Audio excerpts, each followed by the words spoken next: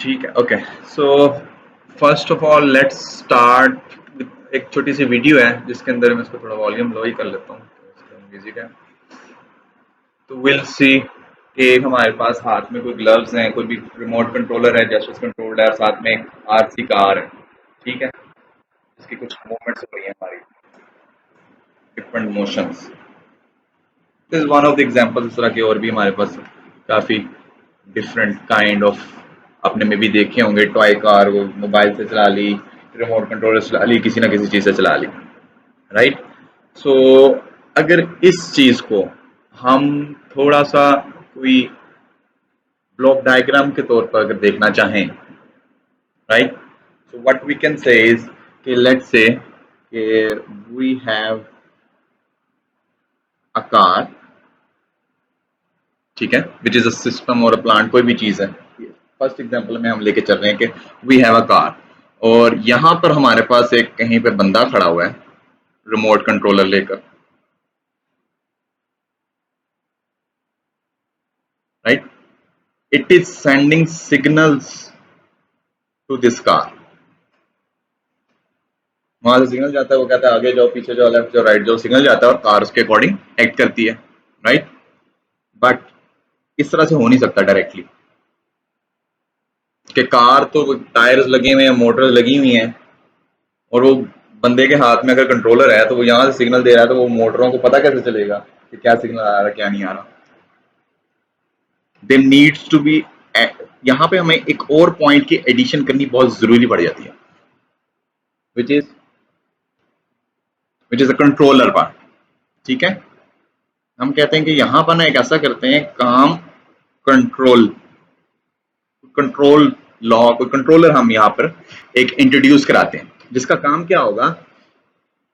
जो यूजर है, जो यूजर है उसका सिग्नल रिसीव करना, रिसीव करके उसको इंटरप्रेट करना, और फिर ऐसे सिग्नल्स में कन्वर्ट करना जो ये सिस्टम अंडरस्टैंड करता है। इस सिस्टम के अंदर, इस सिस्टम के अंदर हमारे पास मोटर्स हैं। Motors understand PWM signal, electrical signal है। उनको क्या पता कि हम जुबानी कहें लेफ्ट हो जाए तो मोटर गाड़ी की लेफ्ट हो जाएगी, वो तो नहीं होगी, right. It understand electrical signal only. और हम जब यहाँ से भेज रहे हैं, वायरलेस कम्युनिकेशन कर रहे हैं, रिमोट से भेजा, हाथ से भेजा, जैसे भी भेजा, so that is a wireless signal. Wireless electromagnetic wave है which is not an electrical signal at the moment.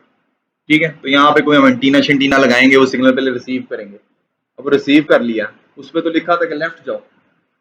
अब लेफ्ट जाए कैसे, वो फिर हमने इस सिस्टम को पढ़ा। इसके अंदर कितनी मोटरें हैं, चार मोटरें हैं, ठीक है। चार मोटरों में से हम ऐसा करते हैं कि जो दो राइट साइड वाली हैं उनको हम क्लॉकवाइज घुमा देते हैं, जो लेफ्ट साइड वाली हैं उनको एंटी क्लॉकवाइज, ये तो ये थोड़ा सा लेफ्ट मूव कर जाएगा। ये हमें सिस्टम को पढ़कर हमें उसकी अंडरस्टैंडिंग थी कि यार इस सिस्टम के अंदर ऐसे ऐसे अगर हो तो इसका ये मोशन हो सकता है, ठीक है।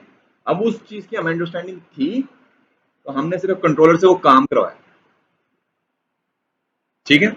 कंट्रोलर से हमने सिर्फ वो काम करवाया। इसने हमारे एक रेफरेंस सिग्नल जो यूजर की तरफ से आया था कि क्या करना है, उसको कन्वर्ट करके दिया है उस रिक्वायर्ड सिग्नल में, उस इलेक्ट्रिकल सिग्नल में, जो जो सिस्टम पहचानता है, जो सिस्टम अंडरस्टैंड करता है, ठीक है।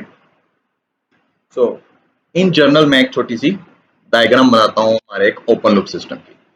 सो हमारे पास सबसे पहला एक ब्लॉक आता है जिसको हम कहते हैं कि जी ये रेफरेंस सिग्नल है। ये रेफरेंस सिग्नल है, ये यूजर की तरफ से आएगा, ये हमेशा इंसान को देता है। इंसान देता है, अगर ऑटोनोमस है तो चलो AI they they may be, लेकिन फिलहाल हम बिल्कुल बहुत बेसिक में, बहुत शुरू में, पुराने जमाने में बातें कर रहे हैं फिलहाल। तो ये हमेशा हमने देना है, यूजर है हम, रेफरेंस सिग्नल। अब रेफरेंस सिग्नल से आगे आपके पास आएगा एक controller signal.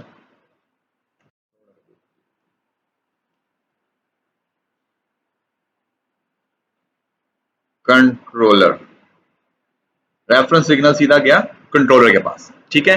And then after the controller हमारे पास आता है कार, आ सकती है, लेकिन इन जनरल हम कह देते हैं, सिस्टम का वर्ड भी यूज नहीं करते कंट्रोल इंजीनियरिंग में, कहेंगे plant, which is also plant could be a car, plant could be a bicycle, plant could be a helicopter, plant could be anything that you are working on. It is a system basically, ठीक है। System का alternate word है plant, So we say कि okay, here is our plant और ये रही plant की output. ठीक है, तो ये हमारी ओवरऑल एक original input to the system. ठीक है, अब लेट्स से कि मेरे पास यहाँ पे एक आरसी कार पड़ी हुई है, मैंने मोबाइल से उसको कंट्रोल कर रहा हूँ। ठीक है, तो मोबाइल के ऊपर मैंने ऐसा सिग्नल दिया फॉरवर्ड, तो वो गाड़ी फॉरवर्ड चलेगी। मैंने उसके बाद कहा लेफ्ट, वो लेफ्ट होगी। हो क्या रहा है कि मैं यहाँ से जब कमांड देता हूँ तो मैंने तो अपनी तरफ से इंग्लिश में दिया, जैसे भी दिया मैंने अपनी अंडरस्टैंडिंग, जिस तरह का मेरा यूजर इंटरफेस बना हुआ था, जॉयस्टिक होती तो मैं उस हिसाब से देता, जिस तरह की भी मेरी अंडरस्टैंडिंग थी। मैंने अपनी तरफ से फॉरवर्ड सिग्नल दिया। It's not an electrical signal, we understand. वो फॉरवर्ड गया आगे, वायरलेस यहाँ पे कोई एंटीना शेंटीना लगे हुए थे। ठीक है, ओके, यहाँ नहीं, यहाँ पे वो यहाँ से सिग्नल गया और यहाँ एंटीनाज और बाकी तमाम चीजें लगी हुई थी। वो करते करते सिग्नल अब कंट्रोलर के पास पहुंच चुका है। मैंने यहाँ से फॉरवर्ड बोला, ये कमांड कंट्रोलर के पास पहुंच चुकी है। इस कंट्रोलर के पास अब इस सिस्टम की भी इंफॉर्मेशन होनी चाहिए। अगर नहीं है तो हमने हमारे पास थी और हमने उसको कोड की फॉर्म में कन्वर्ट जबरदस्ती उसको दे दी कि यार लॉजिक्स में आ रही है कि ऐसे ऐसे हो। इस कंट्रोल के पास वो पहुंच चुका है कि फॉरवर्ड का सिग्नल आ गया कि यूजर चाह रहा है कि मेरी गाड़ी जरा आगे को जाए। ठीक है, अब इसका काम है कि अब ये ऐसा इलेक्ट्रिकल सिग्नल, मैकेनिकल इलेक्ट्रिकल होता है कंट्रोल का, जिस तरह का मर्जी सिग्नल जनरेट करे कि प्लांट वो आउटपुट शो करे जो हम चाह रहे हैं। आउटपुट क्या होगी? Motion of the car. यहाँ पर हमें फिर मेजर भी तो करनी है ना, ये नहीं कि सिग्नल दे दिया उसके बाद आंखें बंद कर ली के पर जो भी हो रहा है उसका हमने चेक करना है कि क्या उसने वो काम किया या नहीं किया। राइट, तो लेट्स से मैंने यहाँ से कहा फॉरवर्ड, तो यहाँ पे गाड़ी पड़ी हुई थी, लेट्स से की गाड़ी है और ये फॉरवर्ड जाने लगा। ग्रेट, मैंने कहा fine, the system is working. मैंने फॉरवर्ड का बटन दबाया, वो भी फॉरवर्ड चली गई। मैंने काफी फॉरवर्ड ले गया, वो दरवाजे के पास चली गई। उसके बाद मैंने लेफ्ट का बटन दबाया, गाड़ी लेफ्ट होगी। Great, it's working. लेफ्ट के बाद दोबारा सीधा किया, फॉरवर्ड कर लिया, यहाँ से जरा कॉरिडोर से बाहर चली गई गाड़ी। उसके बाद मैंने राइट का बटन दबाया। नाउ आई डोंट नो कि राइट मुड़ी है कि नहीं मुड़ी, मे भी मुड़ी हो, अच्छी बात है, लेकिन I am not sure. Right, why I am not sure? क्योंकि मैं उसको देख नहीं पा रहा ना, मेरी तो आंखों से निकल गई दूर। मैं कमांड्स तो दे रहा हूँ, but now I don't understand कि यार वो वाकई वो हुआ है कि नहीं हुआ जो मैं चाह रहा था। Right, so here open loop systems fail. This is an open loop system जिसमें हम आउटपुट मेजर नहीं कर रहे, बस एक कमांड दे रहे हैं डायरेक्ट, ऐसे कि कमांड दी है, वो कंट्रोलर ने आगे सिग्नल भेज दिया, वो काम हो गया, नहीं हुआ तो बस नहीं हुआ, फिर क्या कर सकते हैं। ठीक है, कंट्रोल एल्गोरिथम चेंज कर सकते हैं, लेकिन ऑटो करेक्शन का कोई हिसाब वो नहीं है। ओपन लूप सिस्टम है, this is an open loop system. Open loop system कौन सा है? जिसके अंदर आउटपुट मेजर नहीं कर रहे हैं। ठीक है, हमने कहा इसको एक एडवांस वर्जन लेके जाते हैं यार, इसको बेहतर करना हो तो किस तरह से करें, तो वो एक क्लोज लूप सिस्टम पे बन जाता है। ठीक है, this is an open loop system. Open loop system, और हम इसके बाद जाएंगे क्लोज्ड लूप की तरफ।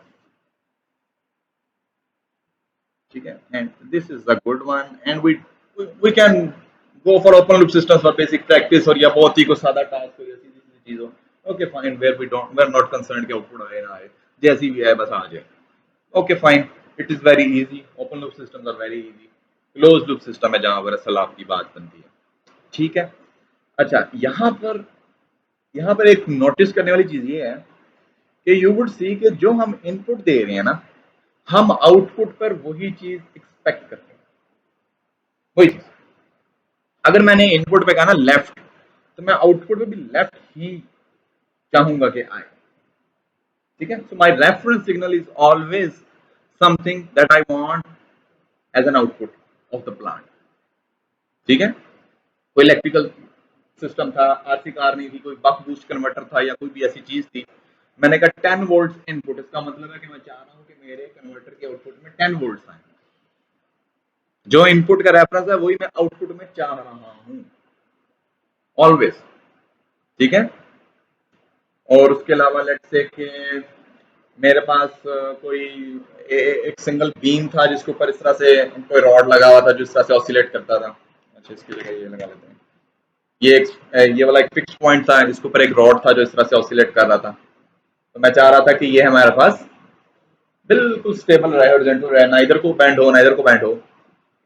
तो मैं कहूंगा कि 0 डिग्री एंगल, ये 0 डिग्री है, ये -10 डिग्री या +10 डिग्री, ठीक है। तो मैं कहूंगा कि मेरा इनपुट में 0 डिग्री रेफरेंस सिग्नल है कि I want output to be 0 degree. तो my reference signal, my input is what I want my output to be. ठीक है, आपकी अपनी अपनी रिक्वायरमेंट्स होती हैं हर शय की। आपने कोई रिन्यूएबल एनर्जी का कोई ग्रिड श्रिड बनाया, सारे मामला की हैं, उसमें आपने कहा कि आउटपुट पे 220 वोल्ट चाहिए मुझे, आप इनपुट 220 की रेफरेंस सिग्नल आप बेसिकली 220 का दोगे। ये इनपुट एक सिग्नल है, ये इनपुट वो नहीं है कि आपने 220 के किसी को वैसे दे दिए इनपुट, ठीक है।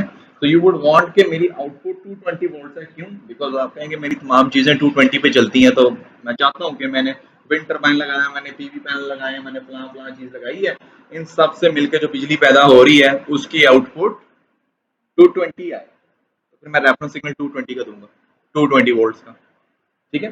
तो reference signal is what you want your output to be, it is always, ठीक है जी। अच्छा, अब ओपन लूप सिस्टम से हम हटते हैं जरा और क्लोज लूप सिस्टम पे जाते हैं। Close loop system is similar to open loop system, सिर्फ एक एडिशन है, आउटपुट पकड़ी और उसको हमने मेजर किया, मेजर करके हमने कहा कि यार ये एक हमारे पास फीडबैक आ रही है, आउटपुट पकड़ी तो वोल्टेजेस थी, तो वो मल्टीमीटर लगा के आपने वोल्टेज मेजर कर ली। तो एंगल मेजर करना था कि टिल्ट हो रहा है कि नहीं हो रहा, आपने वो मैम सेंसर्स होते हैं एंगल मेजरमेंट के, वो लगा के चेक कर लिया कि कितनी टिल्टेशन है कितनी नहीं है, ठीक है। जिस तरह की भी चीज थी, वो उसका जो भी मेजरिंग टूल था उससे आपने आउटपुट मेजर कर ली, लेफ्ट गई है कि नहीं गई गाड़ी, ऊपर कैमरा लगा के भी आप मेजर कर सकते हो लेफ्ट गई है कि नहीं गई, ऊपर कोई एंगल सेंसर मोशन सेंसर लगा के भी चेक हो सकता है कि यार ये लेफ्ट मुड़ा था, एक्स एक्सिस में रीडिंग बढ़ी है कि वाई एक्सिस में बढ़ गई है, उससे भी पता चल सकता है। जिस भी तरह से आपको पता चल सके आउटपुट का, you go head and measure it like that, ठीक है। So we have measured we have measured the output, and हमने अब क्या करना है, एक छोटा सा और एडिशन करनी है कि पहले तो हमारा रेफरेंस सिग्नल डायरेक्ट जाता था कंट्रोलर पर, अब डायरेक्ट रेफरेंस सिग्नल कंट्रोलर पर नहीं भेजना। अब एक छोटा सा काम करना है कि हमने कहना है कि यार इन दोनों को आपस में कंपेयर करना है, ये नेगेटिव में है ये पॉजिटिव में है। ये जो फीडबैक मेजर किया, लेट्स से कि मैं कहता हूं कि यार मैं इनपुट पे चाह रहा था कि 220 वोल्ट्स आए, ये मेरा इनपुट रेफरेंस सिग्नल था। आउटपुट पे किसी भी वजह से, जो मर्जी वजह थी उसकी वजह से, कि बस यहाँ पे मेजरमेंट हुई है हमारी, आया 200 वोल्ट्स आ गया,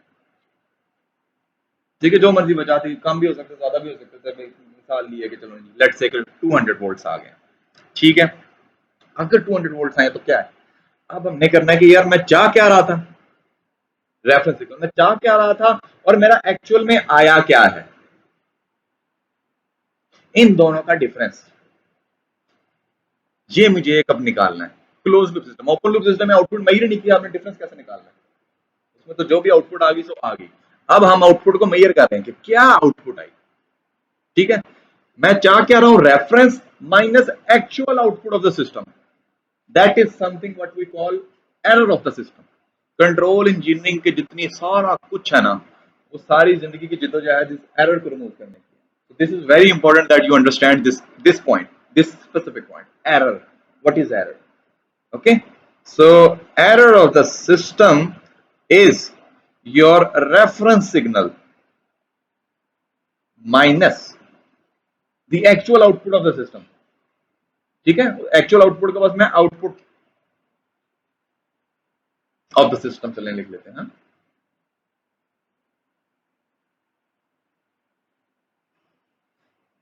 so error is, here error would be 220 minus what is the output, in this case it is 200, so error of the system is plus 20 volts, ये भी वोल्ट्स में, ये भी वोल्ट्स में, माइनस करके एंड में भी वोल्ट्स आ रहे हैं। तो ये साइन बहुत इंपॉर्टेंट है यहां पर, ओके।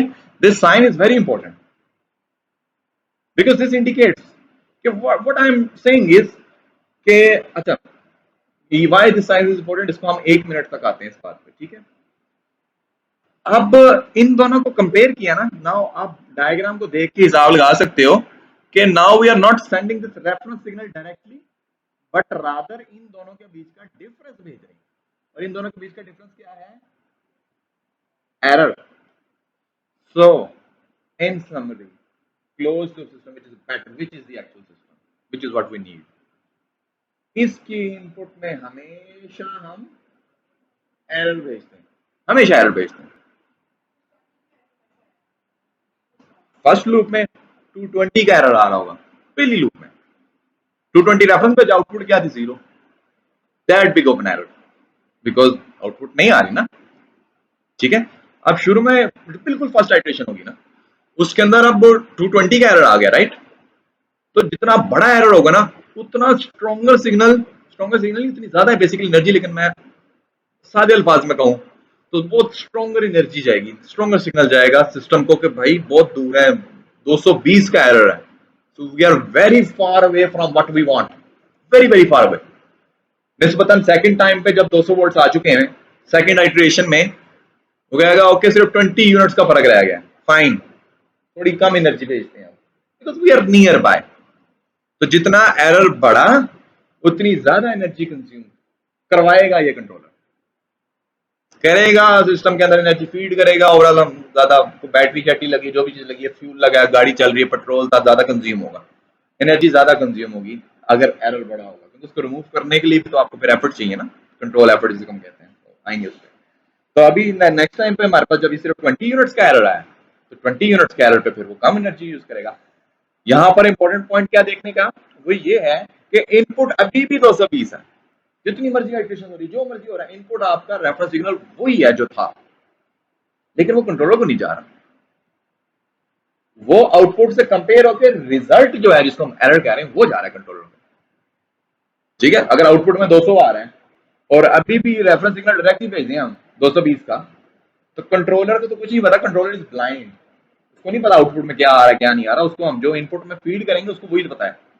अगर इनपुट में उसके एरर की जगह 220 ही जा रहा है, उसको ये लग रहा है कि अभी 220 यूनिट्स का फर्क है आउटपुट में, उस हिसाब से सिग्नल जनरेट करेगा. So it is very important कि we send what is required. Error indicates what is required. Error says this is plus 20. So error says 20 units add कर दो आउटपुट में, आपका काम हो जाएगा. This is what error is saying. Let's say next iteration में किसी भी वजह से ये आ गया जी 240 यूनिट्स का, 240 वोल्ट्स आ गया आउटपुट. ठीक है, अब भी हमारे पास 240 पे क्या हुआ, एरर कितना आया? -20, right? So -20. Now what error indicates is के -20 जो भी आउटपुट आ रही है उसमें से 20 यूनिट्स माइनस कर दो, आपका काम हो जाएगा. तो 240 में से -20 करें, 220 आ गया. पहले 200 यूनिट्स थे, 200 यूनिट्स में +20 करें, 220 आ गया ना. एरर इंडिकेट्स के how much units should be added और removed from the output. It tells the controller. अभी कंट्रोलर क्या है, कंट्रोलर की इनपुट हो जाएगी -20. कंट्रोलर कहेगा okay, now I have to generate such a signal कि output is reduced by -20 units. It is the job of the controller. ये समझ में आया?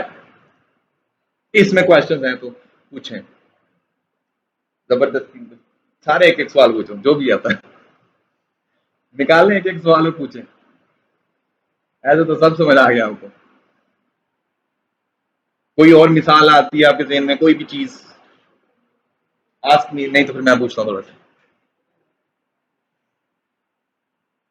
क्या पूछ एरर और एक्चुएटिंग सिग्नल, ये एक्चुएटिंग सिग्नल यहां से निकल रहा है कंट्रोलर के साथ.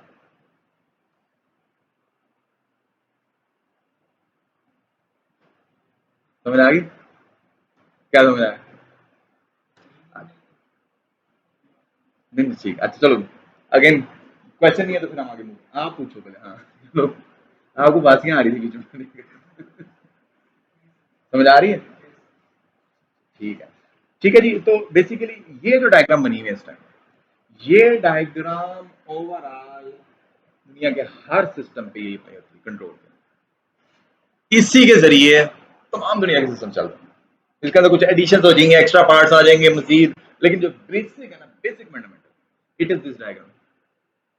इसके अंदर आप यानी कुछ सेंसर्स एक्स्ट्रा आ गए, आउटपुट मिड है, तो मतलब कंट्रोल टेक्निक्स में एडवांस करते जाए, फलाना चीज भी कंसीडर कर लो, फलाना करो, 10-15 और डायग्राम के ब्लॉक्स बन जाएंगे, वो इधर आ जाएगा, इसमें ऐड कर लेंगे, फलाना फलाना ये वो। लेकिन ओवरऑल जो कंसेप्ट है वो यही रहेगा कि you tell the system what you want, which is a reference signal और डिजायर्ड सिग्नल।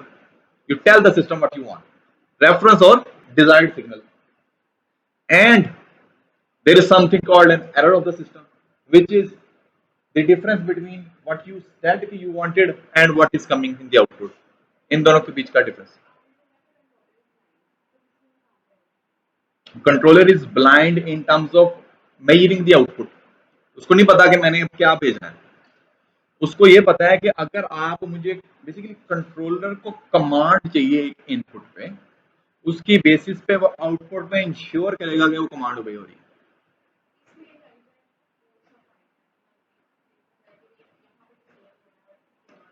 वो सारे डिसीजंस यहाँ पर हो रहे हैं, लेकिन द थिंग इज कि अब यहाँ पर thousands and millions of different types of decisions exist करते हैं, बिलियंस एंड इनफिनिट। ठीक है, हाँ, इसके अंदर हमने इसको कुछ एस डिजाइन इस तरह से किया है, इसके डिजाइन पार्ट में हम जाएंगे। Yes, it is trained, it is intelligent enough. हमने यहाँ पर जो भी मैथ्स चैट लगा कर, एल्गोरिथम लगा कर लिखा है, फाइनल चीज जो बन गई है इस ब्लॉक के अंदर पड़ी हुई है, इट इज वेरी इंटेलिजेंट। और वहां पर billions of decisions, different type के डिसीजंस ये ले सकता है, इसकी कैपेबिलिटी है।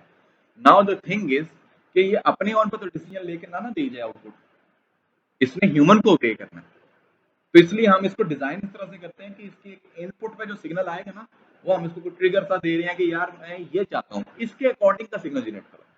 अदरवाइज सिग्नल तो ये अपने ऑन पे जनरेट कर लेगा बहुत।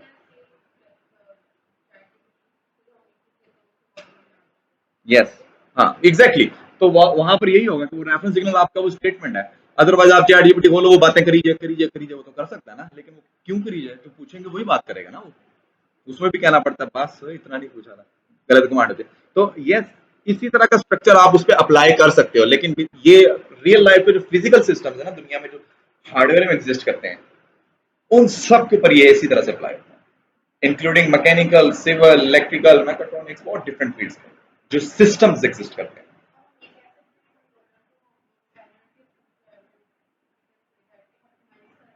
एरर के थ्रू हम बता रहे हैं कि हम चाहते क्या हैं, तुम कौन सी तरह का डिसीजन क्रिएट करो, डिसीजन उसने बनाना है।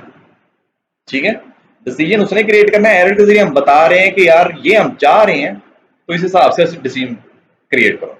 ऑप्टिमाइज जो है ना, वो कंट्रोलर डिजाइन के अंदर फिर वो जो टेक्निक है कि आपने कंट्रोलर बनाया कैसे, उसका जो मेथड है ना अंदर, वहां पर ऑप्टिमाइजेशन के प्रोसेस है। ये ऑप्टिमाइज्ड, इंटेलिजेंट, बेहतरीन सब हुआ बना पड़ा, ये पड़ा हुआ है कंट्रोल।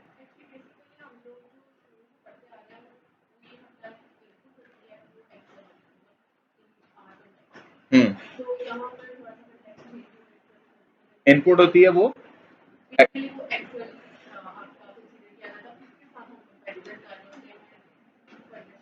हाँ हाँ, यहाँ पे भी इनपुट थोड़ी सी बस मैप होके एरर की फॉर्म में कन्वर्ट हुई है। अगेन सॉफ्टवेयर के अंदर the thing is different in real life systems. ठीक है, इन रियल लाइफ सिस्टम ये पंखा अगर चल रहा है, एसी चल रहा है, रूम का सिस्टम जो फिजिकल वर्ल्ड में एग्जिस्ट कर रहे हैं, कंप्यूटराइज डिफरेंट हो सकते हैं। कंप्यूटराइज में भी ये बहुत जगहों पर लगेगा, लेकिन थोड़ा सा डिफरेंट हो सकता है, थोड़ा सा नहीं, मे भी डिपेंड करता है किस तरह का आपका सॉफ्टवेयर है। लेकिन जो रियल लाइफ के सिस्टम्स है ना, वहां पर ये सारा कुछ ऐसे ही एग्जैक्ट ऐसे ही एप्लीकेबल होता है।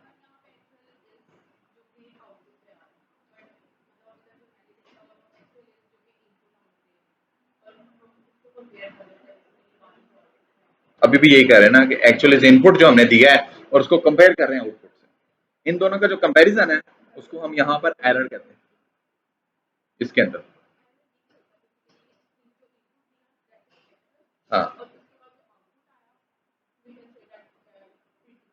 Double actual, actual actual.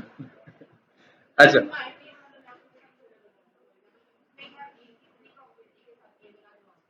बिल्कुल,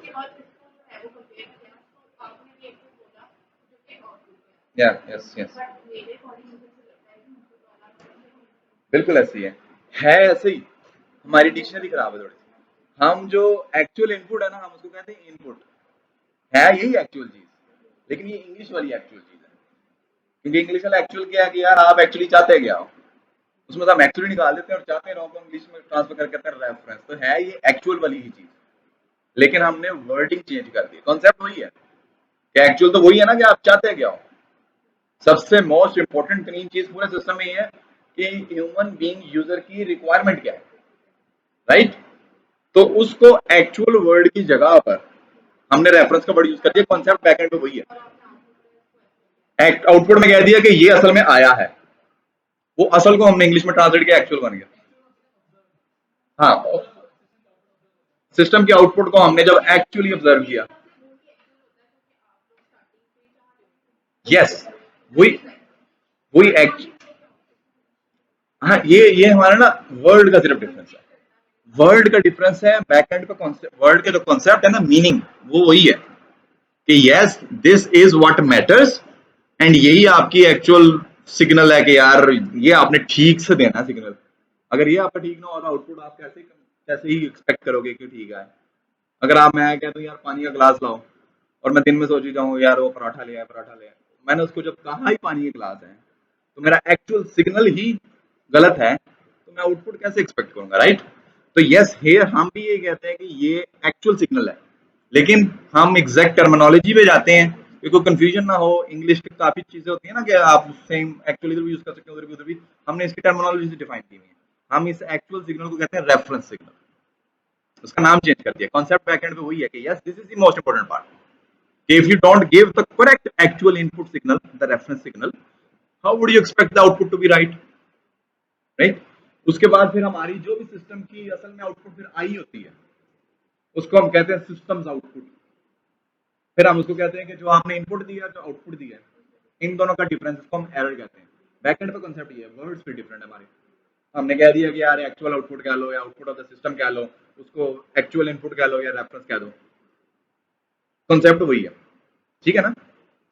तो ये एरर जो ओवरऑल सिस्टम का निकल रहा है, this is the most important part. और हमारी सारी आगे जितनी टेक्निक्स की जो है, सारा कुछ है इस एरर को रिमूव करने का, ठीक है। यहां तक समझ आ गया ना। चलें, अच्छा। सो अब हम थोड़ा सा देखते हैं कि पहले थोड़ा सा एक छोटी सी एग्जांपल ही कंट्रोल की देख लेते हैं कि इसके अंदर होता क्या है, और फिर थोड़ा सा हम देख लेते हैं कि प्लांट्स फिर किस तरह के होते हैं दिखने में, फिर इन दोनों को जोड़कर कुछ करते हैं, ठीक है।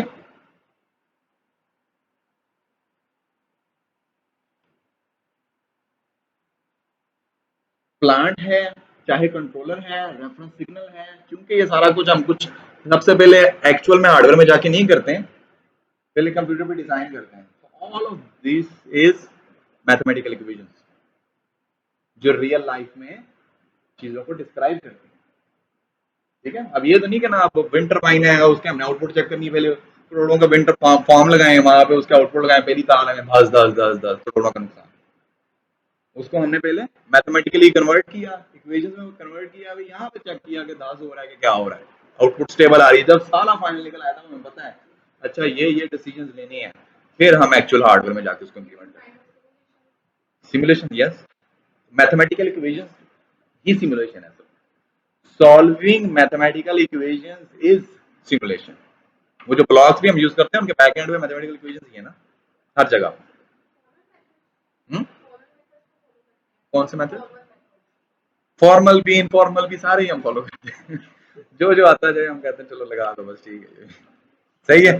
तो एक तो करेंगे ना सिमुलेशन, फिर आप बताना फॉर्मल था कि इनफॉर्मल, क्योंकि मैंने कभी उसको उस तरह से देखा नहीं है कभी, ठीक है। तो बेसिकली हमारा मैथ्स की इक्वेशंस हैं सारी, हर ब्लॉक के, अभी जो ब्लॉक में आया था मैंने, हर ब्लॉक के बैक एंड पे मैथमेटिकल इक्वेशंस हैं, न्यूमेरिकल इक्वेशंस हैं जिनको हमने सॉल्व करना होता है। तो मैं ये छोटा सा यहाँ पे बना देता हूँ साइड पे, ताकि हमारे जहन में रहे कि यार ये हमारा रेफरेंस है, आगे हमारा समन है जिसमें ये पॉजिटिव है, नेगेटिव फीडबैक है, और ये आ गया हमारा कंट्रोल वाला पार्ट है, और उसके बाद ये आ गया हमारा प्लांट, और ये आ गई हमारी फीडबैक। हाँ, फीडबैक, ठीक है जी। और ये आ गया हमारा एरर, ये आ गई हमारी इनपुट टू द प्लांट। ठीक है, ये जस्ट फॉर रेफरेंस है। अच्छा, अब हम इस वाले पार्ट को देख रहे हैं, controller. So let's talk about PID controller, the most basic one, जो सबसे सादा होता है। हर जगह हम पहले सबसे पहले इसी का नाम सुनते हैं, पीआईडी लगा लेते हैं। ठीक है, what is PID? PID controller is a mathematical equation. Every controller is a mathematical equation. All types of control algorithms, whatever they are mathematical equations. In mathematical equations को फिर हम कोड की फॉर्म में कन्वर्ट करते हैं और किसी micro processor, किसी वो जो आपके कोई माइक्रो कंट्रोलर, उसमें अपलोड कर देते हैं और बस चल रहा है। बैकएंड पे है वो मैथमेटिकल इक्वेशन ही। पीआईडी क्या है? पीआईडी की इक्वेशन ये है, केपी इंटू ई, ऐसा आएगा, ठहर लो, प्लस के आई इंटू वैस कहाँ गया, अच्छा, integral of error dt plus K D into derivative of error. अच्छा है, उसमें नहीं था ये? था, उनके सेक्शन में था। चलो कोई बात नहीं, अब आ गया। अच्छा, केपी, के आई और के डी। अब ये जो मैंने रेड में सर्कल किए हैं, इन सबको अगर हम भूल जाएं तो बाकी पीआईडी में क्या लिखा हुआ है? सिंपल, एक एरर,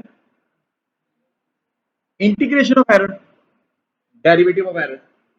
तो हम यहाँ पर देख क्या रहे हैं कि यार वो जो एक्चुअल एरर आया है, ठीक है, जो सिस्टम में अभी निकला है एक्चुअल एरर, वो क्या है exactly, no changes in that. अगर 200 आउटपुट आई थी और 220 हमारी इनपुट थी, तो +20, तो this is +20, this is the actual value of the error.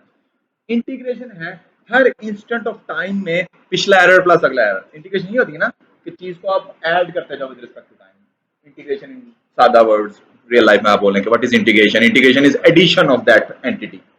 Derivation is how that entity is changing with respect to time, वो बदल कैसे रही है, that is a derivative. Integration is addition of that thing, accumulation, right? So ये वाला जो part है, ये है एरर हर इंस्टेंट ऑफ टाइम में क्या रहा है। लेट्स से कि पहले 5 सेकंड एरर लेट्स से 20 रहा, तो ये वाला पार्ट बन जाएगा 20 + 20 + 20 + 20 + 25 टाइम्स। हाँ, इसका आंसर निकलेगा 100, गिवन दैट कि हम 1 सेकंड का टाइम स्टेप ले रहे हैं, कि हर नेक्स्ट कैलकुलेशन एक सेकंड के बाद कर रहे हो आप। 1 सेकंड में 1000 दफा अगर कैलकुलेशन कर रहे हो तो फिर उसको 1000 दफा ऐड कर दें। ठीक है, अगर 5 सेकंड के लिए 20 नहीं रहा एरर, पहले सेकंड में 20 था, फिर 15 था, फिर 10 था, फिर 5 था, वो जो भी एरर था उसका सबका accumulation, that is the integration of error.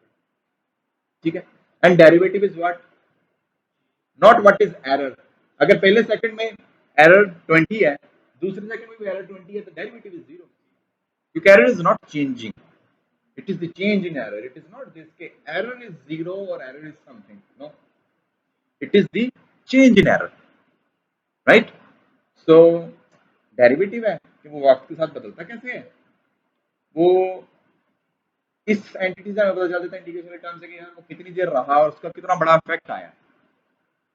ठीक है, और ये हमारा सीधा सीधा सादा सा है। अभी जो हमने पिछली मिसाल देखी थी वो समझे एक प्रोपोर्शनल कंट्रोलर की एग्जांपल थी कि +20 यूनिट्स का एरर आ रहा है, आउटपुट में +20 यूनिट्स बढ़ा दो। ठीक है, प्रोपोर्शनल कंट्रोलर की सादा सादा, आपने कोई एक्स्ट्रा काम नहीं लगा। अच्छा, सो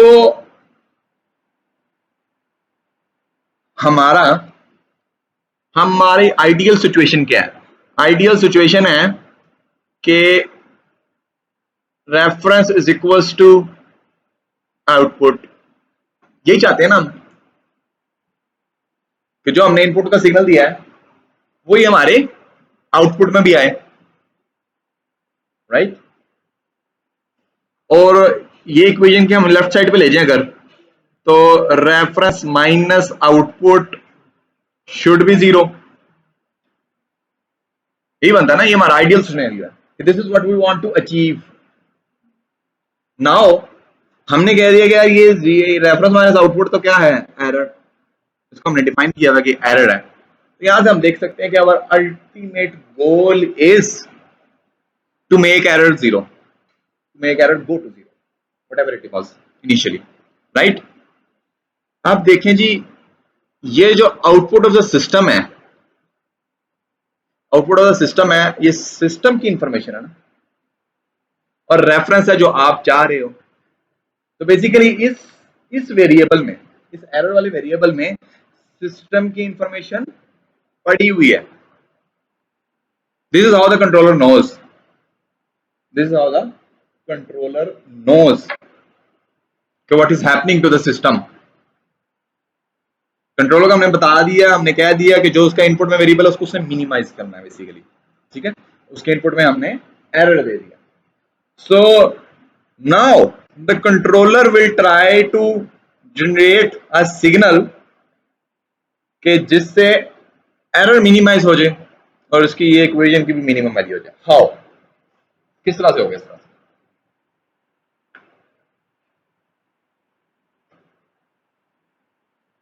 इसके लिए हमने एक चीज देखनी है, दैट इज कंट्रोलर एक्चुअल में रियल लाइफ में कहते किस चीज को, क्या है ये। Controller has two things, two arguments, जो एक कंट्रोलर को पूरा आपका कहते हैं कि यार दिस इज, यहां पर अगर ये चीज एग्जिस्ट कर रही है तो यहां पर कंट्रोलर लगाया जा सकता है, ये कंट्रोलर का काम है, कंट्रोलर का हक है कि वो ये काम है। व्हाट इज दैट इज के लेट्स से कि अभी एक रिसर्च है, उसके अंदर ब्रेन ट्यूमर के ऊपर कंट्रोलर लगाया है, ब्रेन ट्यूमर की कीमोथेरेपी के ऊपर, ठीक है। हाउ, कैसे लग गया कंट्रोलर? क्या कहीं भी लग जाता है? आप कहीं मैंने मिट्टी पे कंट्रोलर लगा दिया, वो लग जाएगा?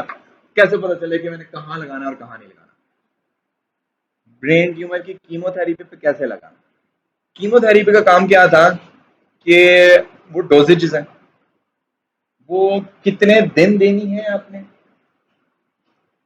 यानी बेसिकली ड्यूरेशन ऑफ मेडिकेशन, और कितनी ज्यादा देनी है, कितने मिलीलीटर को बड़ा टीका लगाना है, छोटा लगाना है, क्या करना है, क्या मैग्नीट्यूड होगा और कितनी ड्यूरेशन के लिए होगा। जहां पर ये दो आर्गुमेंट्स आते हैं वहां पर आप कंट्रोलर लगा सकते हैं, वहां पर आपकी कंट्रोल टेक्निक लग सकती है, जहां पर ये दो आर्गुमेंट्स हैं, ठीक है।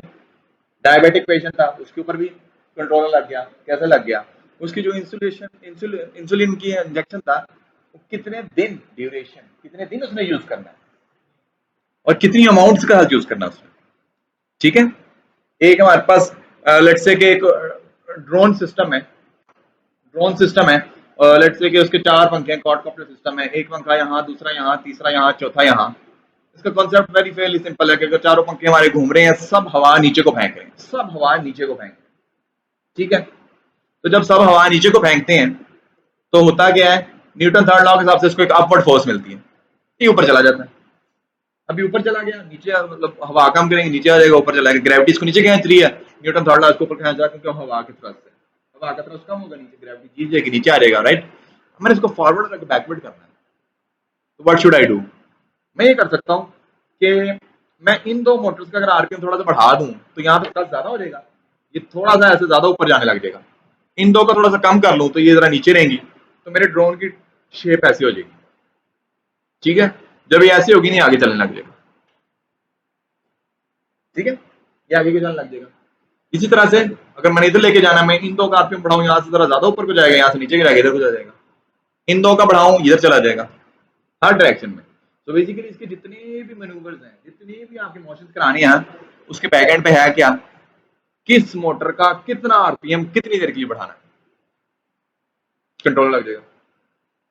Magnitude of the signal and duration of the signal,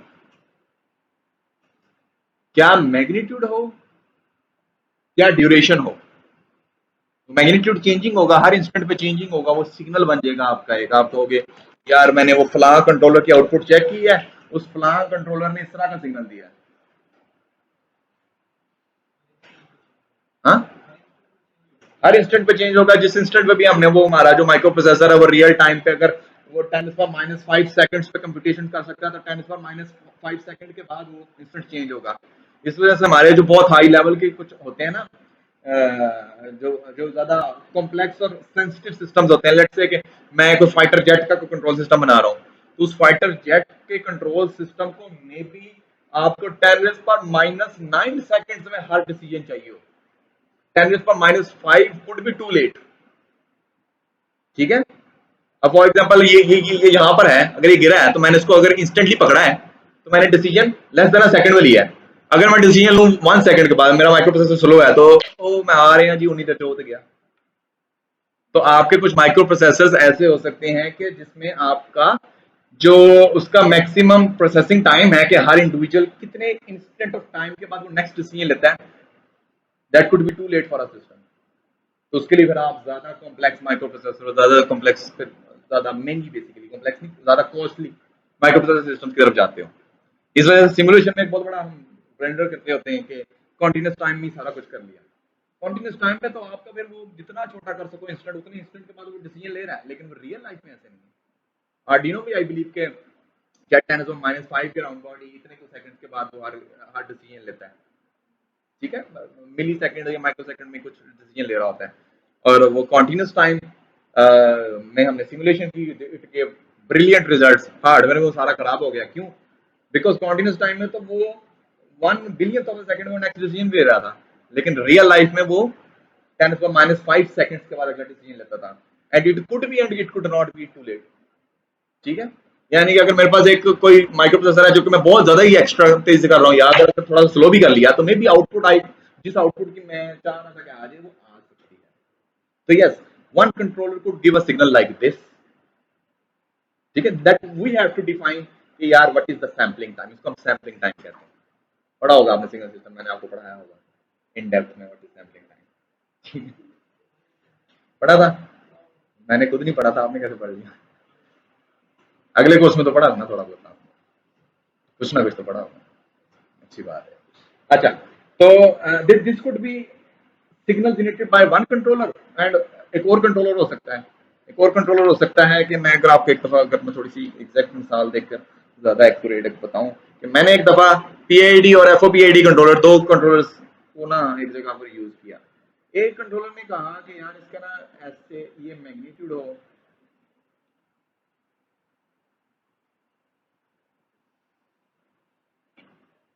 बड़े समझे जरा सीधी सीधी है। ये मुझे कहा कि लेट्स से कि ना पीआईडी ने कहा कि पहले इतनी हम इतना हाई मैग्नीट्यूड देंगे, लेट्स से कि 5 यूनिट्स है, 5 यूनिट्स देंगे 2 सेकंड के लिए, फिर 8 यूनिट्स देंगे 2 सेकंड के लिए, फिर ये 3 यूनिट्स देंगे इतने सेकंड के लिए, एंड सो ऑन। पीएडी ने कहा ये मैग्नीट्यूड, ये ड्यूरेशन, कंट्रोलर का ही काम है बताना। एफओ पीएडी लगाया, एक और कंट्रोलर लगाया, उसने कहा कि let's not do that, let's do this 30 units for less than a second, for 0.2 second, and you would get the same performance. ठीक है, उसके बाद उसने कहा अगला अगला मे बी लाइक दिस, अगला उसने कहा 70 यूनिट्स फॉर 0.1 सेकंड्स, देन उसने कहा कि 10 यूनिट्स फॉर 0.5 सेकंड्स। इसके अपने डिसीजन, इसके अपने डिसीजन हैं। इसकी परफॉर्मेंस ज्यादा अच्छी हो सकती है, उसकी परफॉर्मेंस बुरी भी हो सकती है, उसकी ज्यादा अच्छी हो सकती है, उसकी बुरी हो सकती है। हर कंट्रोल टेक्निक की अपना मेथड है to cater to get the output. ठीक है, it's all about magnitude of the signal, duration of the signal. हर कंट्रोलर अपना डिफरेंट शेप ऑफ सिग्नल देगा। ठीक है, ये तो डिसीजन है सारा कि कितनी एनर्जी लगानी है कितनी देर के लिए। ठीक है, इस सारी चीज के अंदर ना ये जो डायग्राम बनी हुई हमारी, ये जो प्लांट है ना, यही असल चीज है जो आपके सामने पड़ी हुई है। कंट्रोल इज समथिंग एक्स्ट्रा, बाहर से सिस्टम के अंदर एनर्जी आ रही है, ये है कंट्रोलर। आपका लेट्स से कि यहाँ पर एक ट्रक खड़ा था, ट्रक इज अ प्लांट। ठीक है, प्लांट है, ठीक है, उसमें कोई कंट्रोलर नहीं। 10 बंदे आए, उन्होंने मिलकर धक्का लगाया, ये 10 बंदे कंट्रोलर हैं कि बाहर से एक एनर्जी दी जा रही है प्लांट को। एक चीज पड़ी हुई थी, पड़ी हुई, वो प्लांट था, वो पड़ा हुआ था। बाहर से कोई चीज आई है, उसने उसके अंदर एनर्जी इन्वेस्ट की है, तो ऑफ कोर्स इस प्लांट के अंदर कोई ना कोई आउटपुट शो होगी, कुछ ना कुछ, क्योंकि एक चीज पड़ी हुई उसके अंदर अगर एनर्जी आ रही है तो वो एनर्जी अपने आप को मैनिफेस्ट करेगी किसी ना किसी तौर पे ना, उसको हम कहते हैं सिस्टम की आउटपुट आगे इसके आगे। द थिंग इज कि वो जो एनर्जी बाहर से आनी है ना इस सिस्टम के अंदर, वो इस तरह से आए, वो इस तरह की हमने एनर्जी इस तरह से इन्वेस्ट करनी है कि आउटपुट में वो आए जो हम चाहते हैं। ठीक है, अगर ट्रक को धक्का लगा रहे हैं तो the control decision would be human brain. वो कहेंगे यार 10 के 10 बंदे मिलके इधर से लगाते हैं, पीछे से लगाते हैं, हमारा एम है कि ट्रक आगे को चला जाए। अगर एम हो के पीछे को जाए तो पीछे से नहीं ना, फिर आगे से लगाएंगे। दैट डिसीजन कि कितनी एनर्जी कितनी देर के लिए लगानी है, अब आगे चला गया, आगे खाई आ गई, अब आप रुक जाओगे, अब भी तो नहीं ना लगाई जाओगे। डिसीजन के मैग्नीट्यूड इतना दिए हमने, और इतनी ड्यूरेशन के लिए, इससे ज्यादा ड्यूरेशन के लिए हमने नहीं देना।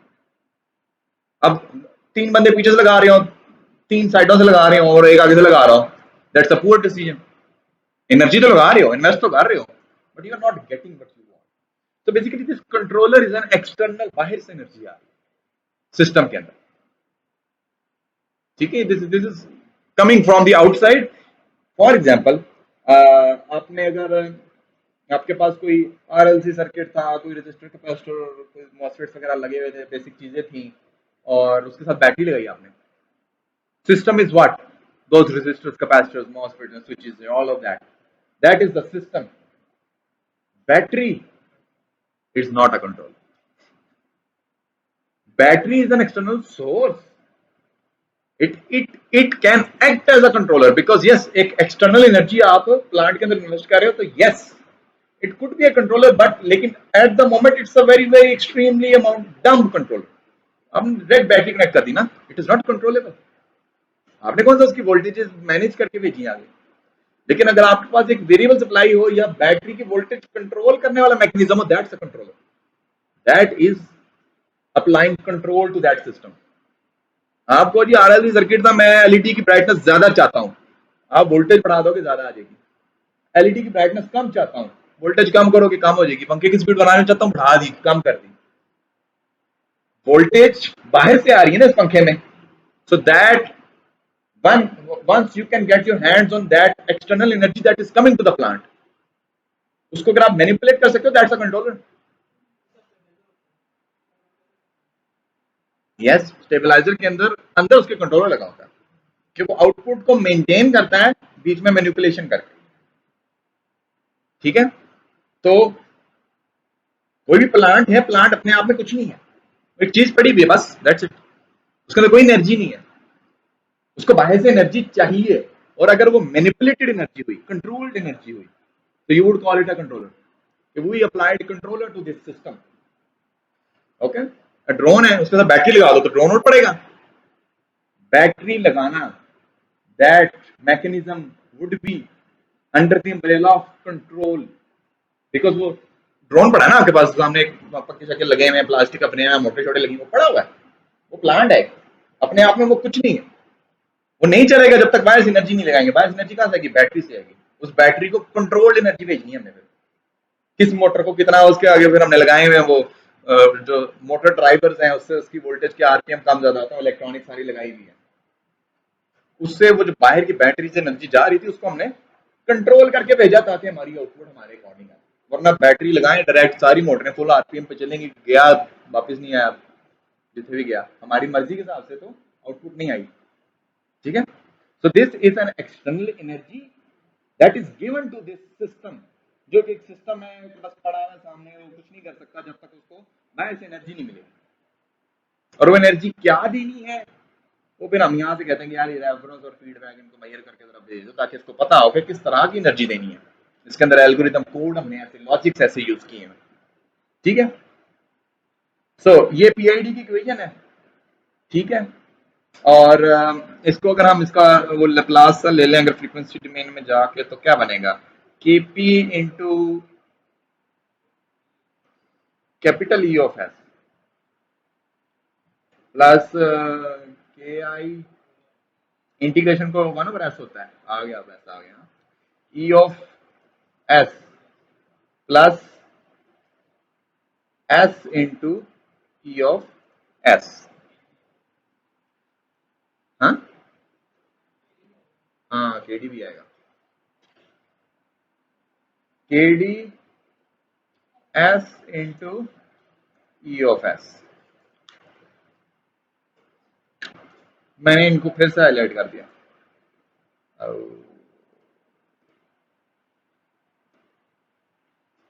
One over S Laplace domain में हम इंटीग्रेशन को कहते हैं वन ओवर एस। दूरबीन से आ रहा नहीं सही नजर? अच्छा, और एस को हम कहते हैं डेरिवेटिव। ठीक है, one over S is integration. तो ये इसी चीज को हमने लैप्लास ट्रांसफॉर्म में ये लगा दिया। इसी के अंदर अगर हम कहें ना यार ये मैंने इसको F O P I D बनाना है, fractional order P I D, मैं कहता हूं मैंने डेरिवेटिव फर्स्ट ऑर्डर डेरिवेटिव नहीं लेना, मैंने कोई न्यू ऑर्डर डेरिवेटिव लेना। सेकंड ऑर्डर डेरिवेटिव हो सकता है, थर्ड ऑर्डर डेरिवेटिव हो सकता है, फ्रैक्शनल ऑर्डर 1.2 डेरिवेटिव, 1.2 पावर है।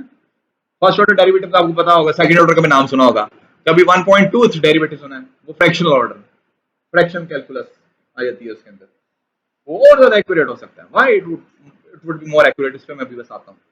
और ये साथ में integration, first first power one की इंटीग्रेशन ले रहे हो, इसको भी हमने यहाँ पे कह दिया यार इंटीग्रेशन की भी कोई और फ्रैक्शनल पावर हो सकती है, 0.9 पावर की भी इंटीग्रेशन में ले सकता हूँ, may be that would be more suitable. ठीक है, दैट इज एफओपीआईडी कंट्रोल। मैंने जो दिखाया ना कि बहुत बड़े डिसीजन बहुत छोटे इंस्टेंसेस के लिए। ठीक है, तो छोटे इंस्टेंसेस के लिए मैं बहुत बड़े मतलब डिफरेंट मैग्नीट्यूड और ये इनकी वेटेजेस चेंज करने से सारा कुछ चेंज हो गया, डिसीजन चेंज हो गया। नाउ मशीन लर्निंग और एआई का किसी ने थोड़ा बहुत कुछ पढ़ा हुआ है? हाथ खड़े करें, जितना पढ़ा हुआ उतने को हाथ खड़े करें। ठीक है,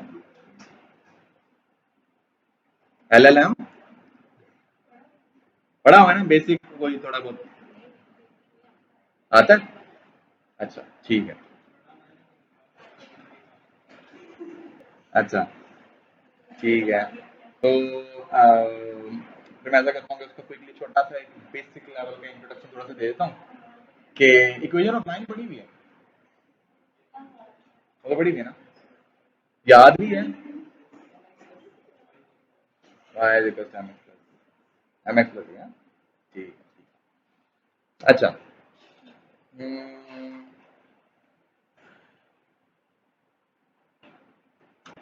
सो ये आ गई y is equals to mx plus c। ठीक है, ठीक है, क्यों नहीं ठीक? वो ये एक्सिस ने ड्रॉ की यार, ये लो एक्सिस है, ये लाइन भी है बीच में, देखो। अब आ रही है, ये देखो, ये रही लाइन, ये वाली। अब mx plus c हो गया, ठीक हो गया, कंफर्म है?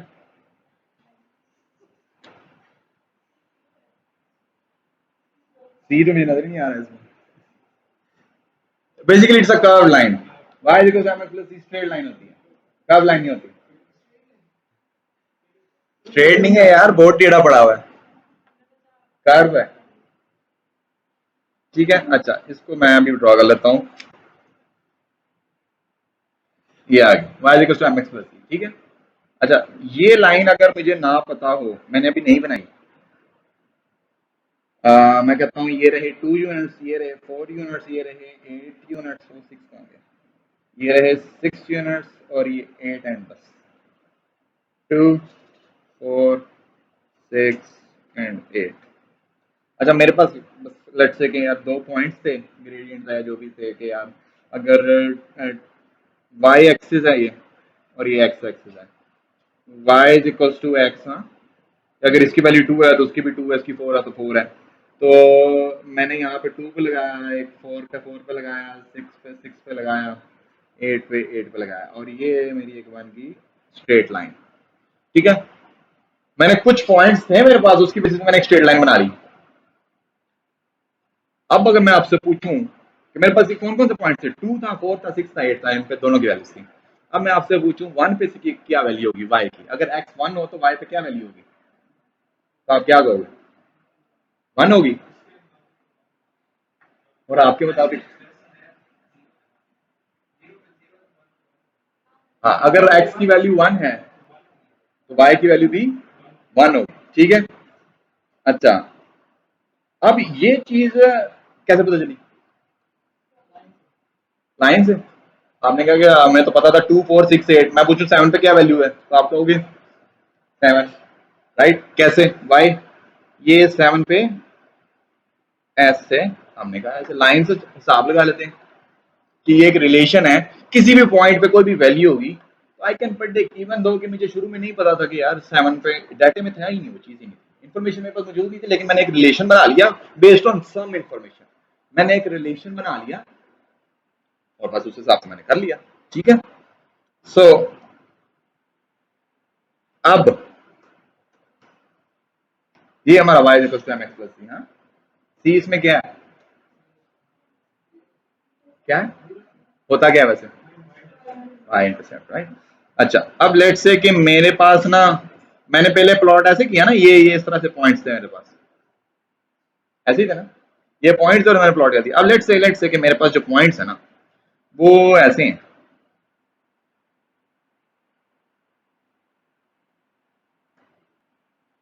What is the best method to do it? सात दिल पास बोल, सबसे बेस्ट मेथड क्या है, अब मैं इसका कोई हिसाब लगाना चाहूँ। हाँ, बेस्ट फिट लाइन, पॉइंट ज्यादा हो गए, थोड़े कम कर लेते हैं कि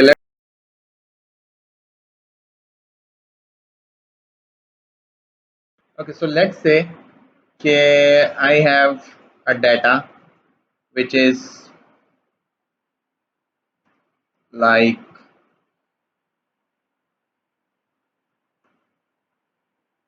this. So what is the best method कि मैं यहाँ पर एक स्ट्रेट लाइन लगाऊं? How about this? सीधा एक, मजा नहीं आया?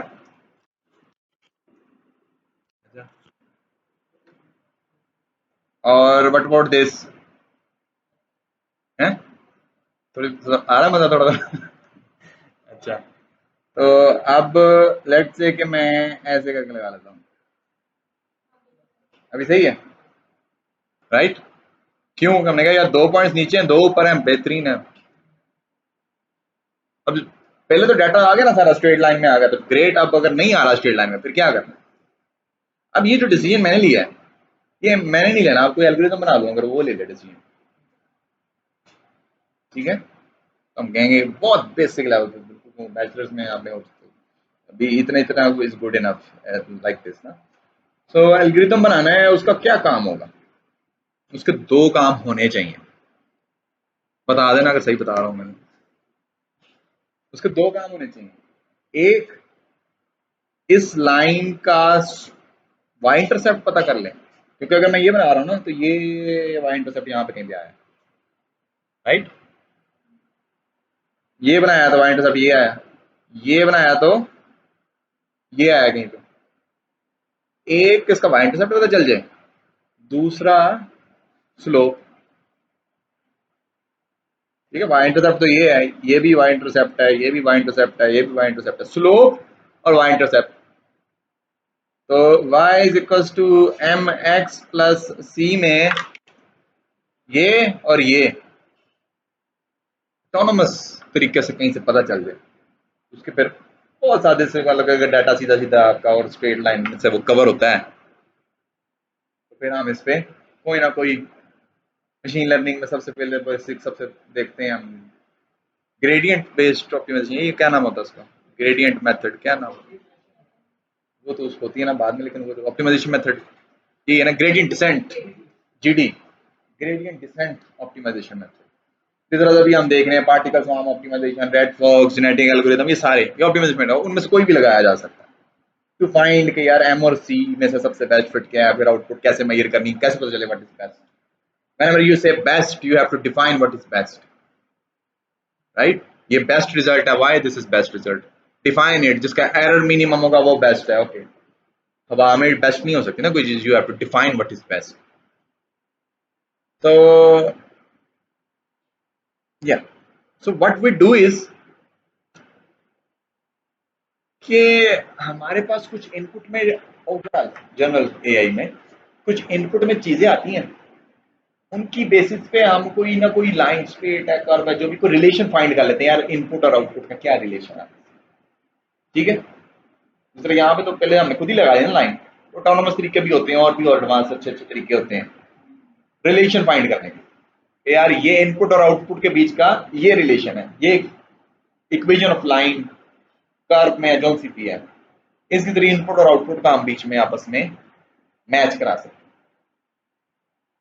हैं। एंड सिमिलरली जिस तरह मैंने आपसे पूछा था कि 7 पे क्या वैल्यू होगी, तो वो बताया था कि 7 पे ये वैल्यू होगी प्रेडिक्ट करके फ्रॉम द ट्रेनिंग। अब फॉर एग्जाम्पल मैंने कोई मेरे पास 1 मिलियन पिक्चर्स थी कैट की, हर डिफरेंट एंगल से, हर डिफरेंट कलर की, इधर उधर साइज छोटा बड़ा, अंधेरे में, रोशनी में, ज्यादा में, ब्राइटनेस में, बैकग्राउंड डिफरेंट के साथ, हर एंगल से बहुत ज्यादा मेरे पास तस्वीरें थी। मैंने उसके ऊपर इसी तरह की सिमिलर कॉन्सेप्ट, ये चीज सब कोर्स डिफरेंट ही होगी थोड़ी सी, लेकिन बैक एंड पर थोड़ा बहुत सिमिलर इस तरह की चीज ही कि उसने ना किसी ना किसी तरीके से लर्न कर लिया कि यार if something looks like this it's a cat. उसके बाद नेक्स्ट टाइम पे जब भी उसको कैट की पिक्चर दिखाई, उसने कहा कि चाहे ये पिक्चर मैंने एग्जैक्टली पहले देखी या नहीं देखी, जैसे मैं आपसे पूछा what is the value on 8, आपको 8 पे तो 8 है, वो तो लिखा हुआ है वहां पर। तो ठीक है, ऐसा भी हो सकता है कि आप वही पिक्चर दिखा दो जो एग्जैक्ट उसने ट्रेनिंग में भी यूज की थी शुरू में सीखते हुए, या समथिंग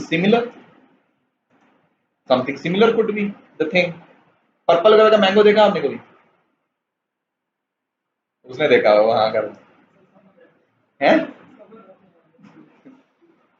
पर्पल कलर के मैंगो होते हैं साउथ अफ्रीका वगैरह में होते हैं, ठीक है। आपने अगर नहीं भी देखा, आपके डाटा सेट में मौजूद नहीं है कभी भी, आपने ग्रीन देखा है, येलो देखा है, सिमिलर कलर्स, लेकिन पर्पल का नहीं, लेकिन अगर उसकी शेप और बाकी सारी चीजें वैसी हैं तो आप कह देंगे ना, आप प्रेडिक्ट कर दोगे it's a mango even though it's not in your training. आपके जो इनिशियल इंफॉर्मेशन आपको फीड की थी उसमें नहीं भी है, लेकिन उसके आपने फीचर्स निकाल लिए, उसके आपने बहुत ज्यादा लर्निंग करी ना, उसके अंदर आपने कहा कि यार it looks like this, it's a curve, उसका शक्ल भी उस तरह की है, वजन भी उतना है, जो भी पैरामीटर्स है उसकी बेसिस पे आपने कहा कि इट्स अ मैंगो। तो सिमिलरली वो जो मैंने बिल्ली की तस्वीर दिखाई, it could and it could not be in the data set. उसने उसको देखा, उसने कहा ये बिल्ली। लेकिन अगर लेट्स से कि मैंने शुरू में दिए ही मैंने 10 तस्वीरें दिखाई होती हैं इसको, तो उसने तो सिर्फ 10 तस्वीरों से सीखा है, फिर मैं कोई दिखाता तो डॉगी को भी बिल्ली कह रहे, इनकरेक्ट प्रिडिक्शन हो सकती है। भाई क्योंकि मैंने ट्रेनिंग में तो उसको सिखाया ही किया। एक चीज है जिसको 1 मिलियन दफा एक चीज सिखाई है, और एक चीज है जिसको 10 दफा सिखाई है, तो ऑफकोर्स 10 दफा सिखाने में इनएक्यूरेट होने का चांस बहुत ज्यादा है। हाउ कि अगर कोई हट के तस्वीर आ गई, वो 10 तस्वीरें सारी दिन की थी, अगर रात को बिल्ली की तस्वीर है बहुत माइनर सा नजर आ रहा है, वो तो नहीं पहचानेगा। वो उसी तरह की अभी भी पहचान सकता है, अगर वो जो 10 तस्वीरें लगाई उसी में से कुछ सिमिलर, वेरी सिमिलर टू दोस्त, अगर तो आदत हो यस दैट्स अ कैट, अभी भी वो एक्यूरेटली पहचान सकता है, लेकिन इनएक्यूरेटली भी पहचान सकता है कि अगर वो डाटा सेट से बहुत ही हट के बात कर दी कोई। ठीक है, this is one of the examples कि हमारी वहां पे कैसे होती है। अच्छा, सो ये तो बहुत बेसिक लेवल है, सीधी सीधी मतलब कि आपको बस इंट्रोडक्शन थोड़ा सा दिया है। थोड़ा सा अगर इसके अंदर हम मजीद देखें ना, तो इसके अंदर ना बहुत सारी चीजों की ना वेटेजेस होती हैं, इनको भी हम वेटेजेस कहते हैं, है ना, वेटेजेस कहते हैं ना, हर चीज की वेटेजेस होती हैं यार, किसको कितना कंसिडर करना है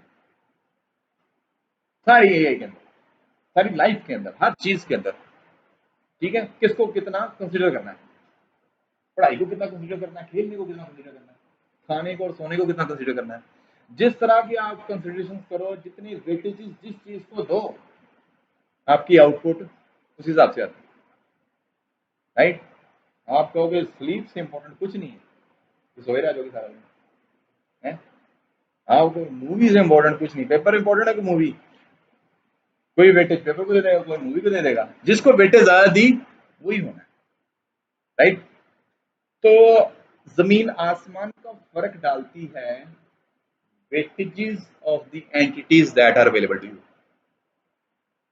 ठीक है, आपके पास क्या क्या ऑप्शंस हैं, आपके पास ऑप्शंस हैं इस टाइम, क्या क्या ऑप्शंस हैं, आप पानी पी सकते हो, आप उठ के जा सकते हो, सो भी सकते हो, जाके डिफरेंट काम कर सकते हो, ऑप्शंस अवेलेबल है ना। लेकिन कुछ चीजों की आप लोगों ने वेटेजेस इतनी लो की है कि वो एग्जीक्यूट ही नहीं कर रहे, उनका उनसे फर्क ही नहीं पड़ रहा। जिस चीज के आप वेटेज बढ़ा दोगे उससे बहुत ज्यादा फर्क पड़ेगा। इसका ये मतलब नहीं कि बाकी चीजें एग्जिस्ट नहीं कर रही, बाकी चीजें एग्जिस्ट कर रही हैं, दे आर अवेलेबल, लेकिन it is about the weightages. तो ये जो यहाँ पे भी अंडरलाइन किए हैं ना, KP, K I, K D, these are just constant values, these are weightages. कि मैंने rate of change of error को कितना कंसीडर करना है, ज्यादा कंसीडर करना है तो केडी की वैल्यू बढ़ा दूंगा, यार इसको ज्यादा कंसीडर किया, के आई को कम करना है इसकी वैल्यू कम कर दूंगा, प्रोपोर्शनल को कम या ज्यादा करना है मैं केपी की वैल्यू कम या ज्यादा कर दूंगा, ठीक है।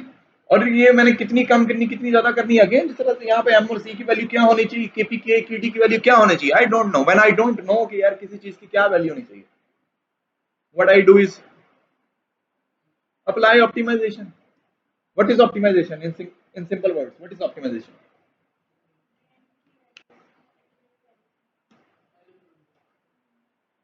और इन जनरल स्पेसिफिक ना हो अगर, ऑप्टिमाइजेशन इज दिस कि you have multiple solutions and you want to find the best solution, that is optimization, then you go for optimization.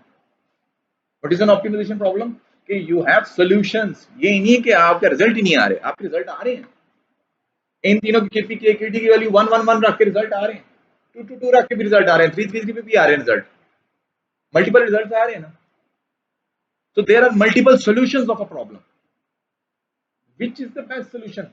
That is solved by optimization. ये देखो मैंने इतनी लाइनें बनाई हैं, कुछ ना कुछ तो प्रेडिक्शन में सही दे ही रही थी, कोई थोड़ी बहुत इस एरिया में शायद सही वैल्यू दे देती, लेकिन इसकी वैल्यू अगर 3 3 रखें तब भी कोई ना कोई आ रहा है, 3.5 3.5 पे भी आ रहा है, 3.4 पे भी आ रहा है, 3.441 पे भी आएगा, कितने पे डेसिमल पे चलते जाओ आप।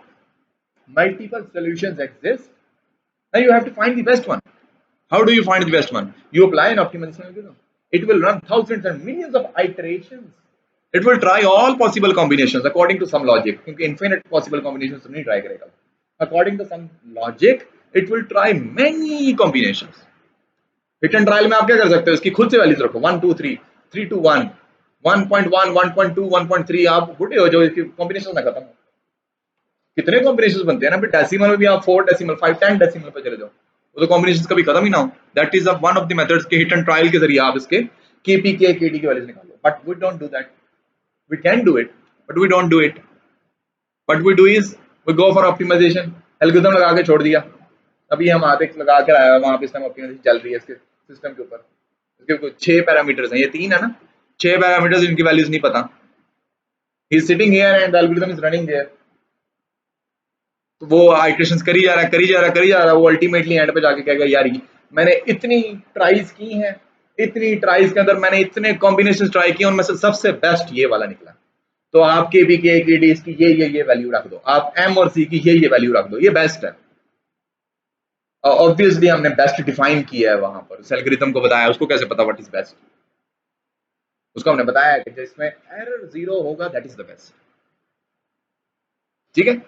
सो वी अंडरस्टैंड बहुत ज्यादा फर्क डालेगा अगर वेटेजेस खराब कर दी, कंट्रोलर वही है, पीआईडी वही है, हम कहेंगे PID controller performed, the performance was not good, we cannot say that the performance was very good, we cannot say it.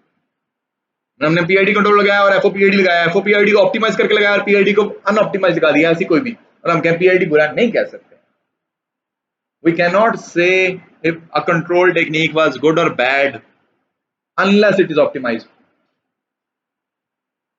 because इसकी परफॉर्मेंस तो आ रही है, लेकिन यही सेम कंट्रोलर, यही सेम लॉजिक बहुत अच्छी परफॉर्मेंस भी दे सकता है कि अगर आपने ये वेटेजेस ठीक सिलेक्ट की। आप अपने ऊपर अप्लाई करके देख लेंगे कि आप अपने ही रिजल्ट्स और सारी पढ़ाई छड़ाई और जो भी सक्सेस की चीजें हो वो आपकी बहुत अच्छी हो सकती हैं अगर आपकी कुछ चीजों की वेटेजेस एडजस्ट हो जाए, वो एडजस्ट करनी है ना, उसके लिए एडजस्ट नहीं होंगी तो फिर वो भी नहीं होंगी, नहीं हो जाएंगी, फिर हो जाएंगी, उसके लिए सिस्टम को अगर हम देखें लाजमन है ऐसा, फॉर एग्जांपल आप कहें कि यार मेरा पूरा दिन गुजरता है अपना आई मीन कोई रील्स देखते हुए, मूवी देख के, सो के और खा के, इसके अलावा मैं दिन में कुछ नहीं करता। मैं कर सकता हूं, कैपेसिटी है। क्या उठ के चल नहीं सकते? टांगे लगी हैं, अल्लाह का शुक्र है, तो चल सकते हैं, जा सकते हैं, पढ़ सकते हैं, किताब खोल सकते हैं, सब कर सकते हैं। पर वो कर नहीं रहे हो आप, इसका मतलब ये कि उसकी वेटेजेस आपके माइंड ने कम की हुई है। आपके माइंड ने की हुई है पढ़ाई 0.0000001। नहीं सर, जीरो नहीं है, 1 डाला मैंने, वो 10 डेसिमल के आगे, तो फिर उसकी उतनी वेटेज होगी। हवाला कर दी 1000 इंटू 10 उसकी वेटेज। तो वेटेज आप एडजस्ट करें, आपके सिस्टम की आउटपुट चेंज हो जाती है। ठीक है, तो ये बहुत बड़ा फर्क डालती है। इन ये जो 3 चीजें ना, केपीके केडी, ये पीआईडी में केपीके केडी है। एफओपीआईडी में क्या है? KPK KD lambda and mu as well. हर कंट्रोलर में डिफरेंट होती है, नाम होंगे, कोई ना कोई कांस्टेंट होंगे, लेकिन होंगी बात। यहाँ पे क्या है? एम और सी। कोई और कंट्रोल टेक्निक होगी, उसके अपने कोई होंगे। इसको हम सबको कहते हैं tuning parameters, gains of the controller. किस चीज को कितना कंसीडर करते हुए डिसीजन लेना है, किस चीज को कितना कंसीडर करते हुए डिसीजन लेना है, that this is the gains of the system, tuning parameters. Okay, so tuning parameter में हमेशा हम कोई ना कोई ऑप्टिमाइजेशन लगाते हैं, और ये डिफरेंट हमारे ट्यूनिंग पैरामीटर्स चलते रहते हैं। कंट्रोलर के हद तक कभी बताएं कि अगर कोई मसला मसाइल, कोई सवाल ऐसे वैसे कोई चीज हो। आपका तो वैसे ही कोई सवाल नहीं है सर जी, एक बारी जान दो, अल्लाह का नाम है। तो चलें, अब हम आगे प्लांट की तरफ जाते हैं। ठीक है, आई बिलीव के controller part is good. Basics तो समझ आ गए हैं कि it is a mathematical equation that will consider error of the system to make some decisions, and every controller has different decision. Changing the values of the gains of the controller will change the weightages of these errors, और उसके जितने भी आगे variants हैं, and that will ultimately change the performance of the same controller. Different controllers have different performances, but the same controller can also have different performances. अगर उसके unoptimized parameters हैं, it would not give you a good result. It could give you a good result. क्या कह सकते हैं?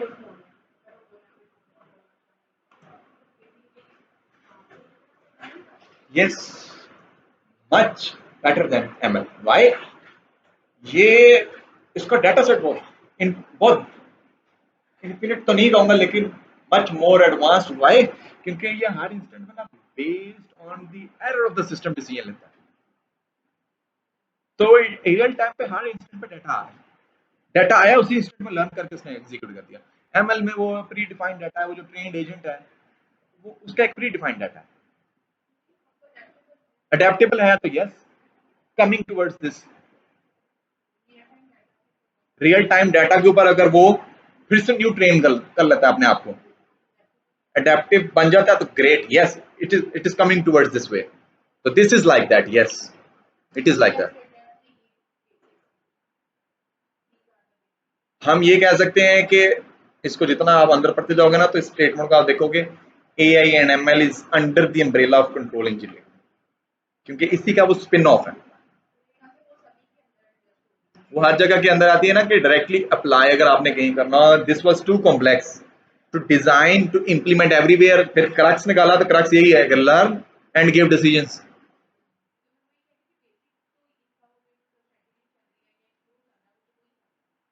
Similar चल रहा है, एग्जैक्ट दूसरा का नहीं है। यहां पर एआई किस तरह से यूटिलाइज होगी? इस तरह से यूटिलाइज होगी कि इसके इनपुट में आएगा ना एरर, इसके इनपुट एरर आएगा, उसकी बेसिस पे एक डिसीजन देगा। सारे पैसे उस डिसीजन के, राइट? मैं यहाँ पे अगर 1000 डिफरेंट टाइप्स ऑफ एरर्स हूँ इनपुट्स, और 1000 डिफरेंट टाइप्स ऑफ इसके डिसीजन दोनों निकाल के सेव करा लूँ, और एआई ट्रेन कर लूँ, एआई एजेंट कोई भी, ये इक्वेशंस कंप्यूट करने की जरूरत खत्म होगी। इसी के डिसीजन, इसी के बिहेवियर तो मैंने सेव करा लिया, एआई का मॉडल बना लिया। अडेप्टेबल ना भी हो इटसेल्फ, इस प्लांट के लिए तो गुड इनफ होगा, क्योंकि मैंने थाउजेंड्स ऑफ एरर्स अब किए, तो all possible, almost all possible combinations जिस तरह का इस प्लांट के अंदर एरर आ सकता था।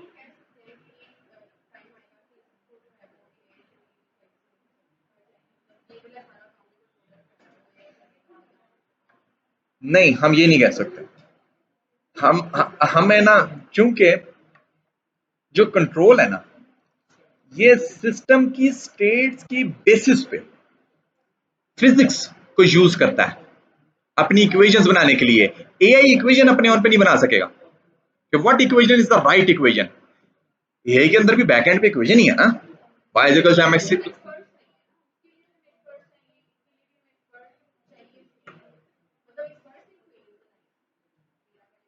एक्सपर्ट अगर हो भी ना, ह्यूमन बीइंग इंटेलिजेंट है, माना हुआ है, एक्सपर्ट से भी एक्सपर्ट बैठा हुआ है।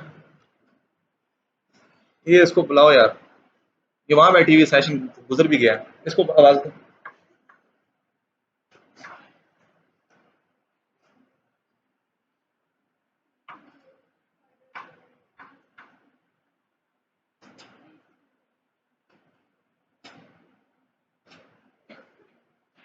एक एक चेयर साथ साथ हो जाए, वो वाली चेयर।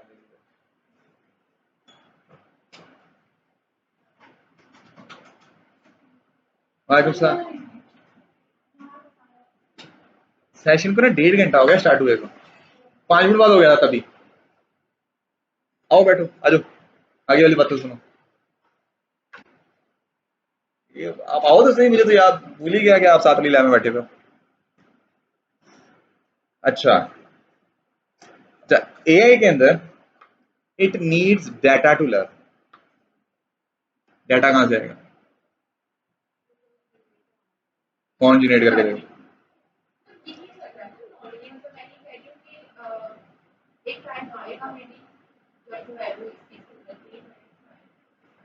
या यस यस, जनरेटिव एआई से अगला जो हमारा जनरल एआई है, उसके बाद सुपर एआई जो भी आएगी, वंस इट अंडरस्टैंड फिजिक्स, फिर इसको हम स्किप कर सकते हैं। वंस फिजिक्स के लॉज और मैथमेटिकल इक्वेशंस कंप्यूटेशन करने की फुल कैपेसिटी होगी है कि yes, then we can emit it. At this moment no, in upcoming few years don't think so. एक बहुत बड़ा फर्क है, उसको समझें। वो फर्क ये है, एआई किसी ना किसी ट्रेंड चीज के ऊपर चलता है, अपने आप की ट्रेनिंग अपडेट कर सकता है वो, फाइन। लेकिन in the first place, to be born it need some data to learn from, right? यहां पर फर्क है, इट नीड्स नो डाटा। ये ये सिस्टम की सिर्फ आउटपुट को मेजर करता है। अगर एक एआई एजेंट है जिसका डाटा सेट 0 है, would you call it an agent? It's nothing ना, है ही कुछ नहीं। बट दिस इज समथिंग, इसका डाटा सेट 0 है, इनपुट आई, सिस्टम प्लांट से इंफॉर्मेशन आई, अब बेस्ड ऑन सम फिजिक्स उसने कहा ऐसा डिसीजन लो, ये ठीक हो जाएगा।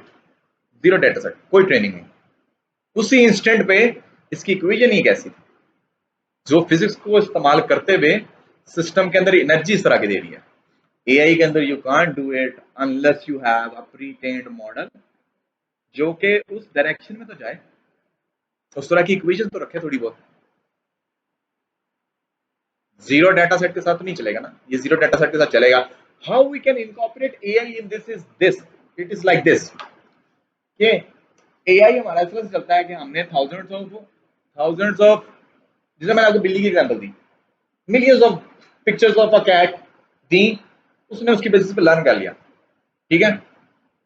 लेट्स से कि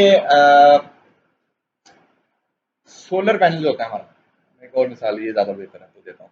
सोलर पैनल के ऊपर जितना सूरज आता है उतनी वोल्टेज उसकी आती है, राइट? ठीक है, वोल्टेज कांस्टेंट होती है, चलो करंट आता है, पावर की बात कर लेते हैं कि जितना सूरज ज्यादा आता है उतनी ज्यादा पावर जनरेट करता है।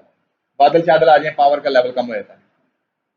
अब अगर मैं रेडियस लेवल और आउटपुट दोनों चीजें मेजर करता जाऊं, ठीक है, मेरे पास थाउजेंड्स ऑफ इरेडियंस की वैल्यूज हो, 10,000 वैल्यूज हो, यार अगर इरेडियंस 100 है तो आउटपुट ये आती है, 200 है तो आउटपुट ये आती है, तो ये आती है, ये आती है, ये आती है। वो बहुत ज्यादा इनपुट्स और आउटपुट्स की निकल आई वैल्यूज, मैं रिलेशन फाइंड कर लूंगा, कोई इक्वेशन ऑफ लाइन बन जाएगी किसी भी तरह की, ठीक है। ये आर्टिफिशियल न्यूरल नेटवर्क वगैरह सारे यही होते हैं कि आपने इनपुट दे दी और आउटपुट दे दी, वो ट्रेन हो गया। अब आप उससे कुछ भी पूछो, अगर ये इनपुट हो तो क्या आएगा आउटपुट, नो यू नो, ठीक है।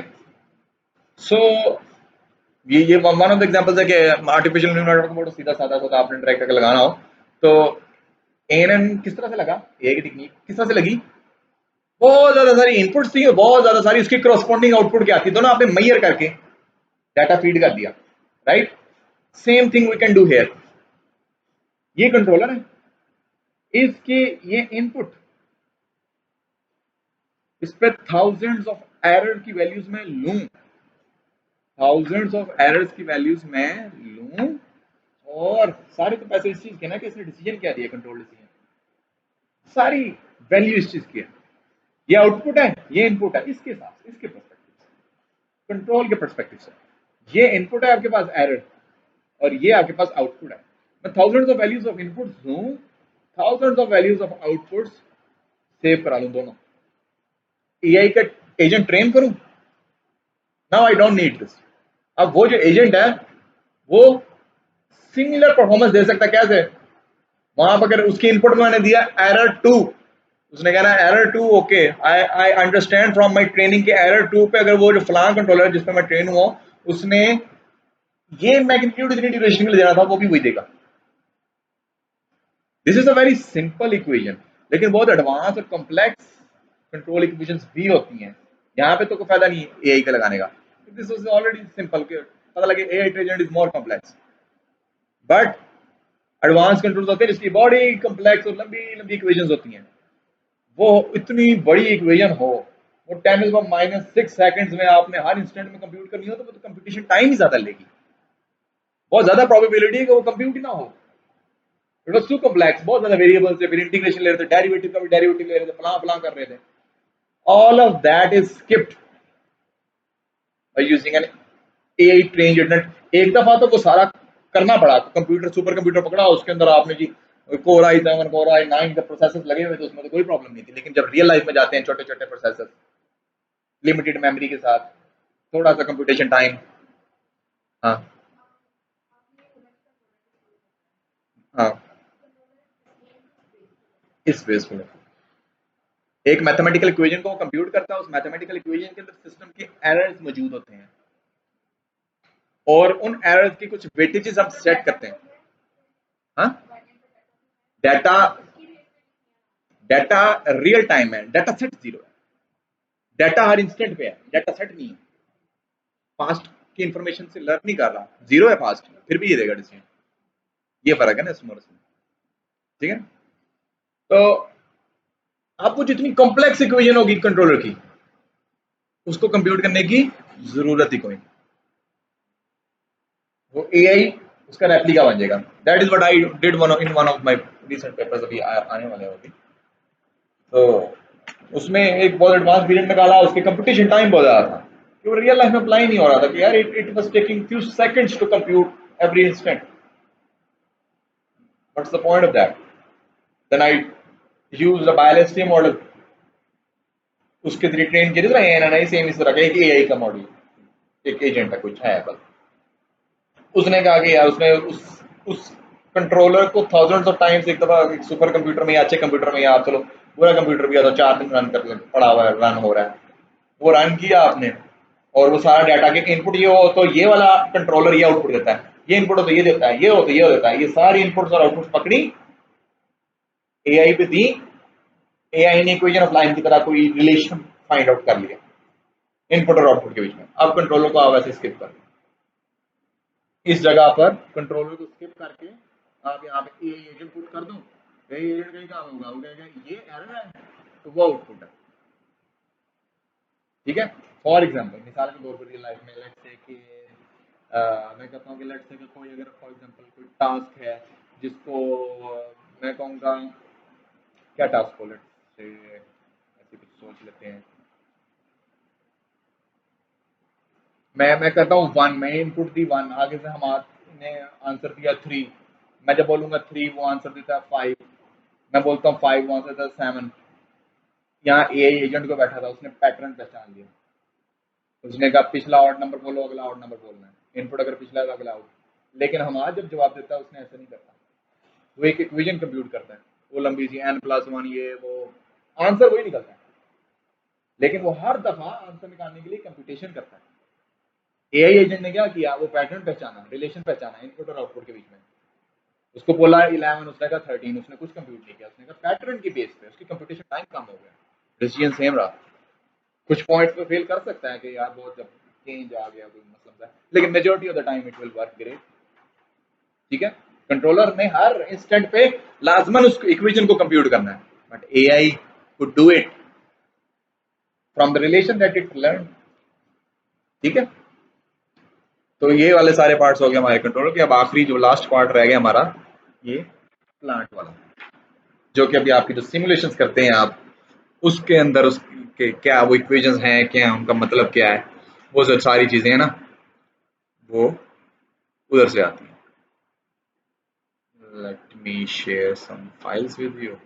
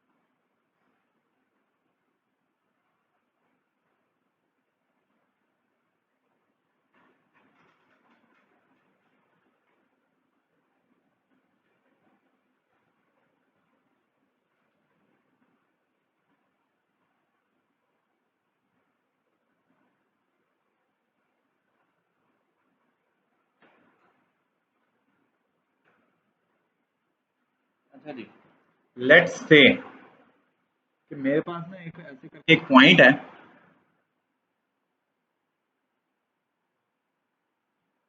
एक पॉइंट है जिसके साथ एक इस तरह से करके एक स्प्रिंग लगा हुआ है, और इसके आगे एक यहाँ पर मैस लगा हुआ है। ठीक है, इस पॉइंट को ऐसे करके मैं नीचे को खींचूंगा, छोड़ूंगा तो क्या करेगा, ऑसिलेट करेगा। राइट, एक पॉइंट है यहाँ पे स्प्रिंग लगा हुआ है, यहाँ पे एक मैस है, मैस कैसे पकड़ के छोड़ा तो ऑसिलेट करेगा। राइट, अच्छा,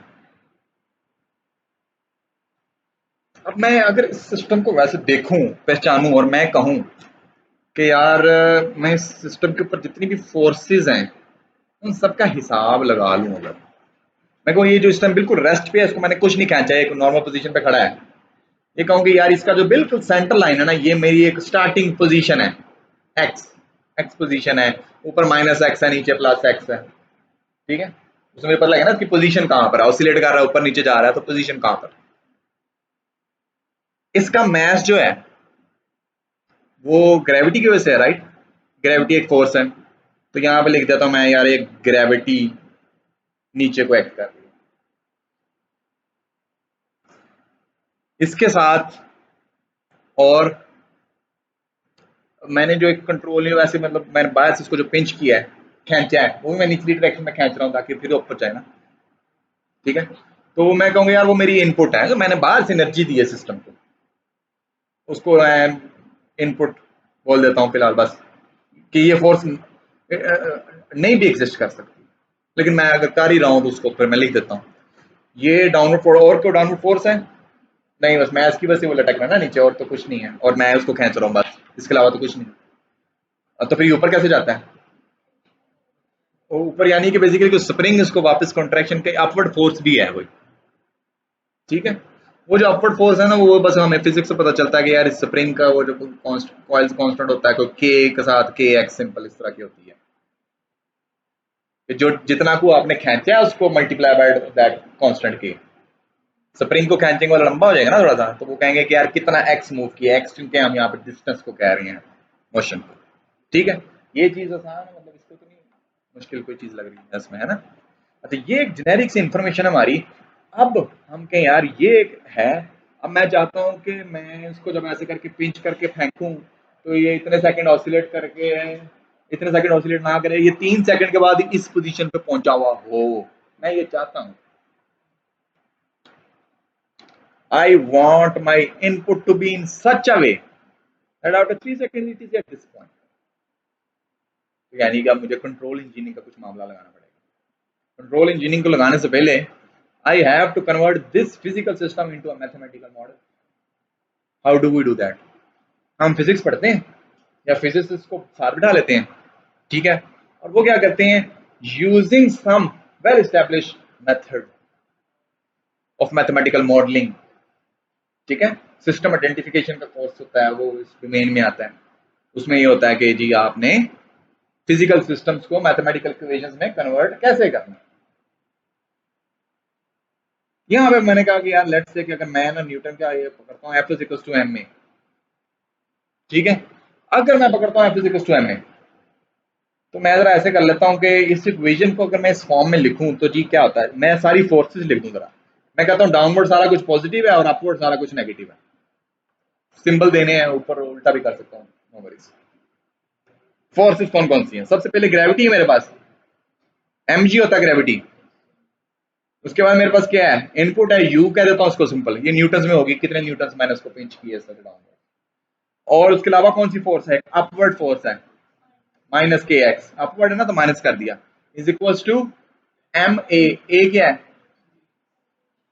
जी is not A, acceleration of the system, ये डिस्टेंस है, अगर इसका डेरिवेटिव वेलोसिटी होगा, डिस्टेंस का डेरिवेटिव वेलोसिटी होता है, और वेलोसिटी का डेरिवेटिव एक्सेलरेशन होता है। और अगर मेरे पास x डिस्टेंस है तो x डॉट से मैं बताता हूँ, ये डॉट जो होता है हमेशा आपका टाइम डेरिवेटिव होता है, टाइम डोमेन में आप डेरिवेटिव ले रहे हो, ये डॉट ये रिप्रेजेंट करता है, ये वेलोसिटी है। और x डबल डॉट के दो दफा डेरिवेटिव लिया मैंने, that would be the acceleration, right. तो ये रहा एक्सेलरेशन, ये इसका मैथमेटिकल मॉडल बना। अभी इसी चीज को मैं x डबल डॉट यहाँ पे बनाता हूँ। अच्छा जी, x double dot is equal to m, इधर आके डिवाइड हो जाएगा सब पे, g plus u over m minus k over m into x। किसी भी पॉइंट पर मैं x की वैल्यू, वेलोसिटी, सारी चीजों को डिटरमाइन कर सकता हूँ। ये एक डिफरेंशियल इक्वेशन है जो इसके मोशन के बारे में इंफॉर्मेशन मुझे दे, इसके मोशन के बारे में मुझे इंफॉर्मेशन दे रही है। That is a mathematical model, ठीक है। आई होप के स्टेट स्पेस रिप्रेजेंटेशन आती है इस पॉइंट पर, अगर नहीं आती तो it is very very easy, मैं भी करने लगा हूँ, बताने लगा हूँ, रिमेंबर याद कर लें थोड़ा सा, बस देख लें इसको कि हमारे पास जब कोई डिफरेंशियल इक्वेशन मौजूद हो तो इसको हम स्टेट स्पेस रिप्रेजेंटेशन में कन्वर्ट करते हैं, which is much more valuable and required for control design, ठीक है, because it gives you more information about the system. Will see how it is more, will see. अभी मेरे पास ये acceleration का एक, बताओ तो सही यार, अभी मेरे पास एक्सेलरेशन का एक एक्सप्रेशन है, एक्सेलरेशन में डायरेक्टली कंप्यूट कर सकता हूँ, but in real life I'm more interested in the position, not the acceleration or the velocity. So basically always in real life you are interested in the actual state, not the derivative of the state or the derivative of the derivative, huh? But you represent your system in the highest possible derivative, because उसके अंदर फिर individual level पर बाकी सारी आपके पास information तो आ ही जाती है। So let's convert this to state space. So this is the equation. So what we do is, सबसे पहला स्टेप होता है choosing state variables, choosing state variables, ये एक टेक्निक है, new, it could be new to you, but बड़ी सारी state से टेक्निक है।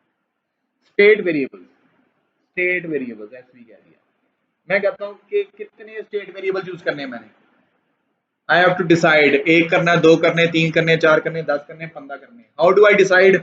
मैं देखता हूं मेरे पास हाई इक्वेशन के अंदर हाईएस्ट डेरिवेटिव क्या मौजूद है, दो है तो मैं दो स्टेट वेरिएबल यूज करूंगा, सेकंड ऑर्डर है मैं दो स्टेट वेरिएबल चूज करूंगा, कोई भी नाम रख दूं, y1 y2 रख दूं, x1 x2 रख दूं, y1 y2 रख दूं, y1 and y2, what is y1 and y2? इसमें से जो हाईएस्ट होगा वो इससे एक स्टेप लेस, सिंगल एक दफा इंटीग्रेशन करते जाना है। X dot would B y2, उसकी एक दफा और इंटीग्रेशन करेंगे x would be y1। Highest derivative को छोड़ देना है, उससे निचले जितने भी स्टेप्स होंगे, अगर थर्ड डेरिवेटिव भी होता ना तो y1 y2 y3 होता, y3 होता x डबल डॉट, क्योंकि x ट्रिपल डॉट पड़ा होता ना हमारे पास, x डबल डॉट, और फिर y2 होता x डॉट, फिर y1 होता x। तो we have chosen this state variable, पहला स्टेप हो गया हमारा, और दूसरे स्टेप में बस ही खत्म होगी बात, दो ही स्टेप है इसके। दूसरा स्टेप क्या है, इन स्टेट वेरिएबल्स का डेरिवेटिव फाइंड करना। स्टेट वेरिएबल चूज किया, उनका डेरिवेटिव, दैट्स इट, ये स्टेट स्पेस रिप्रेजेंटेशन। अच्छा जी, y1 का डॉट अगर मैंने लेना हो तो what is that, x dot, और मैं यहां से देखूं x dot is y2, so I have to ensure in state space representation then that on the right hand side there is only constants and state variables, nothing else, nothing else, सिर्फ constant allow है और state variable, nothing else, और of course you are controlling, so that is y2। अच्छा जी, और y2 का dot निकालें, y2 dot would be x dot का भी डॉट, डबल डॉट, हाँ, x डबल डॉट कहां से आएगा, x डबल डॉट मेरे पास यहां से आ जाएगा, ग्रेट, x डबल डॉट मैं यहां से लिख लेता हूं, x double dot is equal to g constant है, u और m भी कांस्टेंट है, minus k over m into x, x is what, y1 into y1, so this is the state space representation of the system. Now here you see what is y1 dot, it is the velocity of the system, y1 dot, huh? x1 x dot का होता है। What is y2 dot, acceleration, here we only had expression for the acceleration, now we have more in depth about the velocity and the acceleration both, so here अभी ये एक system का एक mathematical model है, ये इस system का था। इलेक्ट्रिकल सिस्टम होगा, उसमें कोई लूप एनालिसिस, नोडल एनालिसिस के जरिए हम करते करते इस तरह की किसी चीज पे पहुंच जाएंगे।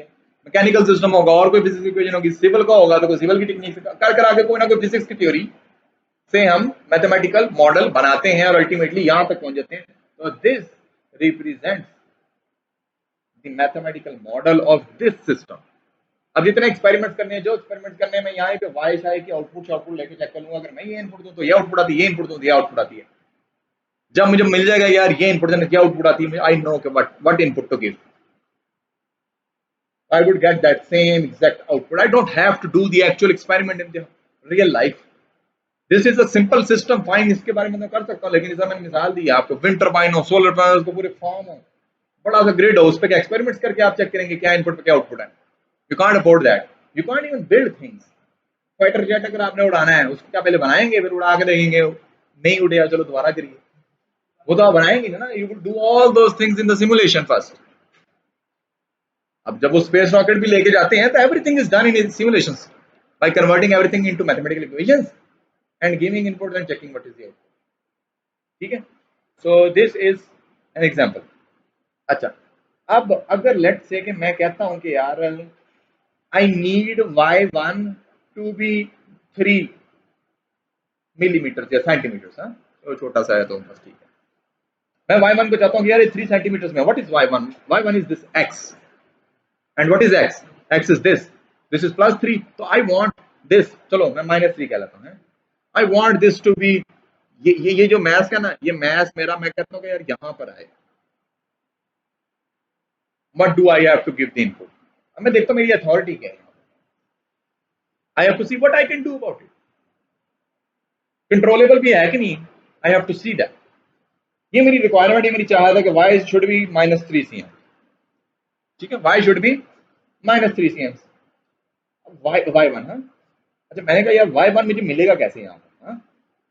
One is to integrate this y1 dot, I would get y1, y1 dot कहाँ से मिलेगा, dependent on y2, y2 कहाँ से मिलेगा, integration of y2 dot, y2 dot मुझे कैसे मिलेगा, इस इक्वेशन को कंप्यूट करके, इस इक्वेशन को कंप्यूट करने के लिए what do I have to do, g मेरे पास फिक्स्ड है, m फिक्स्ड है, k भी फिक्स्ड है, m भी फिक्स्ड है, y1 वो पिछली फर्स्ट में 0 है, उसके बाद चलता जा रहा है, वो सिस्टम की इंफॉर्मेशन है, सिस्टम की स्टेट्स है, I can't change that state, system के फिजिकल कैरेक्टरिस्टिक्स तो नहीं बदल सकता ना मैं, वो तो स्प्रिंग बदल दूं तो फिर बदल सकता हूँ, मैथ चेंज कर दूं फिर बदल सकता हूँ, अदरवाइज एक फिक्स सिस्टम है, गाड़ी पड़ी है, जहाज है, पड़ा हुआ है, सिस्टम में मैं चेंज नहीं ला सकता। तो ये जो स्टेट वेरिएबल्स है ना, ये सिस्टम के कैरेक्टरिस्टिक्स है, x1 y1, इनको मैं चेंज नहीं कर सकता सिस्टम को चेंज के बगैर। तो मैं, मेरे पास इनमें से किसी चीज की अथॉरिटी नहीं है। I only have authority at this u। अगर लेट्स से कि इसकी वैल्यू 10 है और plus u over let's say 1, तो ये u ही रह गया, चलो u ओवर 1 माइनस k की वैल्यू भी 1 है और उसकी वैल्यू भी 1 है, y1। हाँ, तो ये बन गया 10 प्लस u माइनस y1, ठीक है। k और m और की वैल्यू 1 है, given that, so that is y2 dot, so I can't change this, this is fixed। अगर मैं अपनी मर्जी का चाहता हूं कि y1 should be 3, तो y1 डॉट क्या होना चाहिए, जो भी होना चाहिए उसके हिसाब से y2 ये होना चाहिए, y2 के हिसाब से ये होना चाहिए।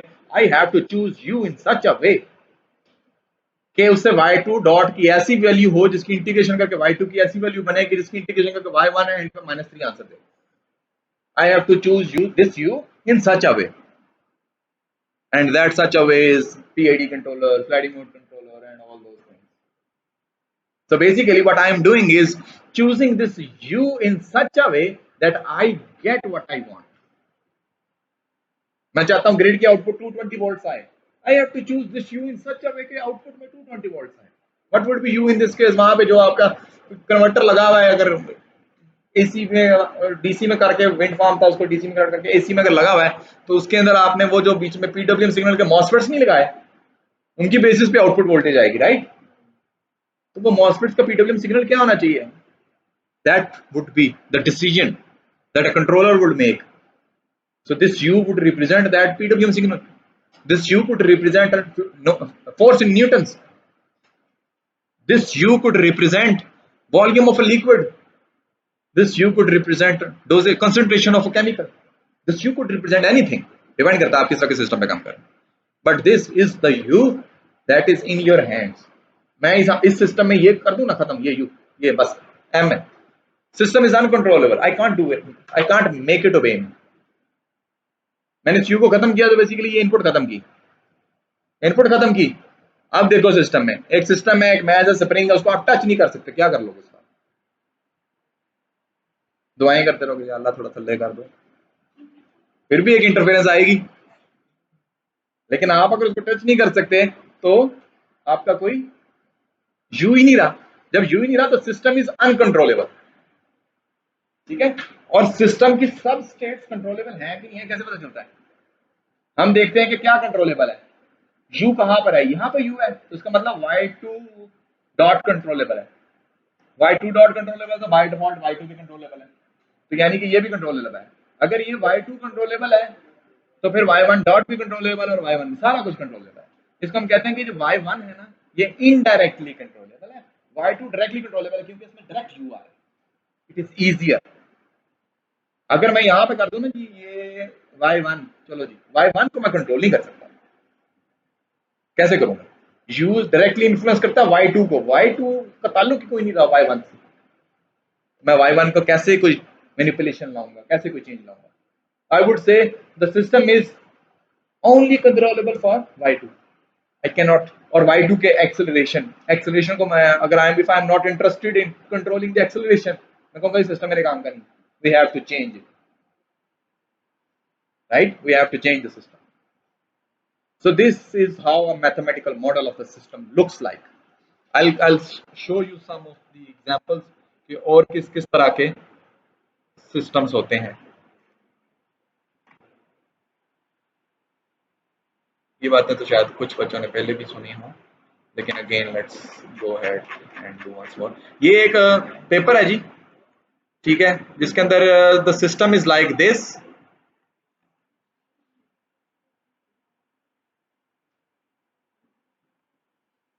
The system is like this, कि एक बॉल है, उसके ऊपर एक मैग्नेट है, और वो इलेक्ट्रोमैग्नेट की वजह से वो बॉल लेविटेट कर रही है, मैग्नेटिज्म उसको खींच रहा है, ग्रेविटी नीचे खींच रही है, वो बिल्कुल बराबर होकर हवा में लेविटेट कर रही है। बुलेट ट्रेन भी इसी कॉन्सेप्ट पे चलती है कि मैग्नेटिक लेविटेशन के कॉन्सेप्ट पे, ठीक है। तो यहाँ पर हमारे पास एक बॉल का सिस्टम है, इसके ऊपर जी इन्होंने ये फोर्स नेट दो पार्ट्स में कन्वर्ट किया, इलेक्ट्रिकल और मैकेनिकल पार्ट। तो ये F is equal to M A ही है, ठीक है। और ये ऊपर हमारा इलेक्ट्रिकल का पार्ट आ गया। ये करते करते सारी इक्वेशन करते करते अल्टीमेटली ये यहाँ तक पहुंचे। अभी जो एक मॉडल देखा था हमने 2 स्टेट्स का था, ये 3 स्टेट्स का। x1 dot is equal to x2, x1 इसमें पोजीशन ऑफ द बॉल है, x2 momentum of the ball है, x3 जो है वो मैग्नेटिक फील्ड की स्ट्रेंथ है। ये 3 स्टेट वेरिएबल्स हैं, हमें पता है शुरू से, ये डिफाइन किए हमने। हाँ, तो इसमें u कहाँ है? x2 में भी कहीं u नहीं है, ये रहा x3 में u, ये। तो yes okay, we can control x3 और x3 की वजह से x2 भी कंट्रोल कर सकते हैं, x2 की वजह से x1 भी कंट्रोल कर सकते हैं। Okay, the whole system is controllable, we can make every state obey us somehow. ठीक है, we have to find optimal values for this u। Okay, so अब बात करते हैं, जो लास्ट बात है कि ये मैथमेटिकल मॉडल है, इसको जब आप मैटलैब में सिमुलेट कर रहे होते हो तो व्हाट डज इट रिप्रेजेंट? वो इक्वेशंस को सॉल्व करके स्कोप लगा लिया, वो क्या है सारा कुछ?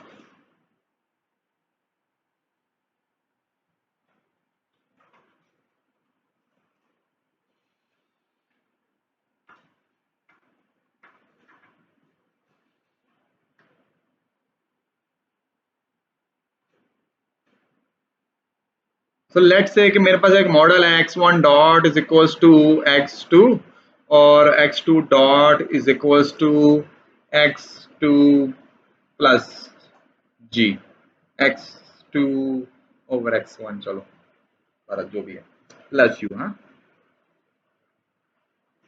1 ओवर x1। चलो, ये मैंने मैटलैब में लिखा जाकर, और मैंने इस u को इस तरह से सिलेक्ट किया कि इस u के अंदर ही मैंने बताया था कि मैं चाहता हूं जी x1 is equal to 10 units होना चाहिए और x2 is equal to 3 units हो। मैंने बता दिया ये कंट्रोलर के अंदर, u के अंदर। हाँ, कंट्रोलर के अंदर मैंने ये 2 चीजें बता दी। अब अगर ये चीज पता है, मुझे x2 की वैल्यू भी पता है, स्टेट की वैल्यू है, g की वैल्यू भी पता है, और u की वैल्यू कंप्यूट हो गया, आ गई। ठीक है, इन इक्वेशंस को मैंने लिखा, सॉल्व हो जाएंगी जब मुझे इसकी वैल्यू भी पता है, इसकी वैल्यू पता है और इसकी वैल्यू पता है, तो क्या x2 डॉट निकल आएगा? क्यों नहीं निकलेगा? नाराजगी है कोई उसकी? निकल आएगा ना। अच्छा, x2 डॉट निकल आएगा तो उसे x2 भी निकल आएगा, फिर x1 भी निकल आएगा, है ना, सारी चीजें निकल आएंगी। अगर मैंने इसकी इंटीग्रेशन करके x1 की एक्चुअल वैल्यू निकाल ली और x2 की एक्चुअल वैल्यू निकाल ली, क्या किया मैंने? क्या सादा काम ये किया है, इसको सिर्फ मैटलैब के जरिए सॉल्व किया। वहां लिखा है, सारी वैल्यूज दी हैं, प्ले का बटन दबाया, कंप्यूट कर दिया उसने। कंप्यूट कैसे करना, कोई डेरिवेटिव इंटीग्रेशन भी थी, वो भी मैंने ऊपर से जो सेटिंग चेक की है, डिस्क्रीट टाइम लिया है, जो से भी मैंने मेथड यूज किए हैं, उसके जरिए इक्वेशन कंप्यूट की, कुछ भी और नहीं था। लेकिन इक्वेशन कंप्यूट होने के लिए यू चाहिए था, वो यू आपने उसको इस तरह से प्रोवाइड किया है, इट विल इंश्योर कि you should get what you want. Without this you equations कैसे कंप्यूट होंगे? एक वेरिएबल है, बाकी सबकी वैल्यूज है, इसकी वैल्यू नहीं है, तो आप कंप्यूट कैसे कर लो? इसकी वैल्यू आप 10 रख दो, फिर आपकी मर्जी की आउटपुट नहीं आएगी। इसकी वैल्यू हर दफा चेंजिंग होनी चाहिए और हिसाब से होनी चाहिए कि आप you get what you want. So आपने वो इंटीग्रेशन कराया, वो इंटीग्रेटर का ब्लॉक लगाया और आउटपुट में मेजर किया, तो you got an output of let's say 9, थोड़ी सी कंप्यूटेशन होगी 5 सेकंड के बाद, और इसकी आपकी 3, x1 और x2 कंप्यूट होगी ना, इक्वेशंस थी कंप्यूट होगी, सारी बात है, इक्वेशंस थी कंप्यूट होगी। इसके आगे अब आपने एक स्कोप लगाया और आपने कहा यहाँ पे मैं x1 को प्लॉट कर दूंगा और इसके साथ मैं एक और प्लॉट कर देता हूँ x1 रेफरेंस के, में जो मैं चाहता था कि ये हो, ये 10 आया, 9 आया, तो यहाँ पर इसकी आउटपुट में अगर हम देखेंगे तो एक ग्राफ आएगा कि मैं चाहता था ये 10 और कुछ सेकंड्स के बाद आया है 9। मैं कहूँगी ये मेरे रिजल्ट, बाय यूजिंग दिस फला फला method of u computing u, I got this result. मैंने कोई और कंट्रोल लगाया है, maybe I got better result, कि जल्दी पहुंच गया इस तक और 10 पे आ गया, I got much better result. तो हम डिफरेंट कंट्रोल टेक्निक्स लगाते हैं और डिफरेंट हमारे कंट्रोलर्स होते हैं, उससे हम बताते हैं कि ये हमारे रिजल्ट्स आए हैं, हम चाह ये रहे थे और आया ये है। हाँ, हमेशा ही वो वाला, ये डायग्राम कभी भी नहीं चेंज होने वाली। कंट्रोल ये यू है, यहां पे यू है, ये यू जा रहा है प्लांट में, और इधर से एक फीडबैक आ रही है हमारे पास जो कि यहाँ पर माइनस में है और ये पॉजिटिव है जो कि एक रेफरेंस सिग्नल है, और यहाँ पर एरर, ये हमेशा ही ऐसा। कंट्रोलर में आप देखोगे हर जगह पे आपको एरर ही चाहिए और कुछ भी नहीं चाहिए। और क्या चाहिए होता है कंट्रोलर में? जितने भी आप कंट्रोलर स्लाइडिंग मोड ये वो सारा कुछ देखो, सब में इनपुट में क्या चाहिए? Only error. देखो डायग्राम में एरर, यू नीड पीआईडी है, स्लाइडिंग मोड है, कुछ भी है, यू नीड एरर। और भी एडवांस चीज होती है उसकी, थोड़ा सा एडिशन हो जाती है, लेकिन अभी तक के लिए हमारे लिए error is input. Error input output U है। मल्टीपल यूज है, मल्टीपल कंट्रोलर्स है, मल्टीपल टाइम्स ये सेम टेक्निक करो, यही सेम मेथड मल्टीपल टाइम्स कर लो।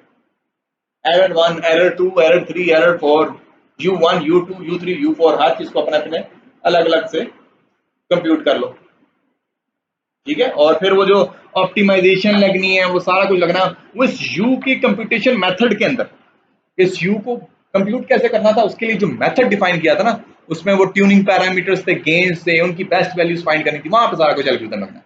प्लांट वही है जिस तरह का भी एक फिजिक्स इक्वेशन के जरिए मैथमेटिकल प्लांट बना होगा, x1 डॉट x2 डॉट, जो रियल लाइफ में उस प्लांट को रिप्रेजेंट करता है। मैटलैब में हमने सिर्फ x1 dot x2 dot in सबको कंप्यूट करना है, और कंप्यूट करने के लिए u चाहिए, and we give u in such a way that it is not only computed but gives the result according to our requirement. In such a way this u is always should be, main मकसद और concept u का ही है ना, you change these equations in such a way that you get the result that you want. Otherwise तो randomly कुछ भी यहाँ पे वैल्यू लिखो, इक्वेशन तो कंप्यूट हो ही जाएगी, ठीक है जी। So all those novelties and things and techniques are here. They cannot be, they can be in the plant, but then you would say कि मेरी contribution है, मैं एक mathematician हूँ, मैं system identification हूँ, मैंने mathematical model बनाया। You can't change a plant ना। अगर एक ड्रोन है, उसके 4 पंखे हैं, उसकी इक्वेशंस हैं, उस इक्वेशन में आप नोवेल्टी नहीं ला सकते। आप उसमें पांचवा पंखा डाल दोगे न्यू इक्वेशन डाल के, या एक रिमूव कर दोगे, कहोगे एक पंखे का आधा प्रोपेलर आधा बेचारा थोड़ा सा लंगड़ा सा है वो नहीं चलता। You cannot change this plant, there is no novelty in this, all of your work is in this control part. और रेफरेंस में क्या है? This is nothing. ये तो सिंपल ही है ना कि मैं ये चाहता हूँ, आपकी चाहत नोवेल्टी हो जाए तो फिर तो बस हो गया, फिर तो आप ही साइंटिफिक मास्टर हो सबसे बड़े। और feedback is just measurement, measurement is nothing novel. Measurement में क्या खासियत होती है? Nothing. Everything is in this control design, because why, कितना मैग्नीट्यूड, कितनी ड्यूरेशन के लिए, हर डिफरेंट टेक्निक का अपना एक आंसर है। और उनमें से सबसे अच्छा आंसर कौन सा था? जो सबसे अच्छा एक आंसर निकला ना, वो सिर्फ इसी सिस्टम के लिए निकला, वो किसी और सिस्टम के लिए it will fail. You have to redesign everything. Maybe PID controller is very good in for a robotic car, but it will not perform good in an aeroplane.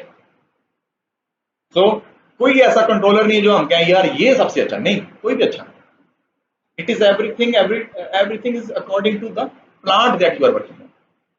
कोई इस पे अच्छा होगा तो अगले पे बुरा होगा, अगले पे फिर अच्छा होगा, फिर बुरा होगा, फिर बुरा होगा, ठीक है। So this was the overall, बस आज का लेक्चर यही है। You understand the basic कि हमें जो इक्वेशंस पढ़ रहे हैं, कंट्रोल करना क्यों है, क्या करना है, कैसे, तो फिर इसकी डिफरेंट टेक्निक्स होती हैं स्लाइडिंग मोड कंट्रोल में, तो कुछ यूट्यूब की वीडियोस वगैरह भी शेयर की हैं, how to implement all of that in this introduction to this domain of research. What do we do in this research is this should have been your first lecture as well in the start of last semester.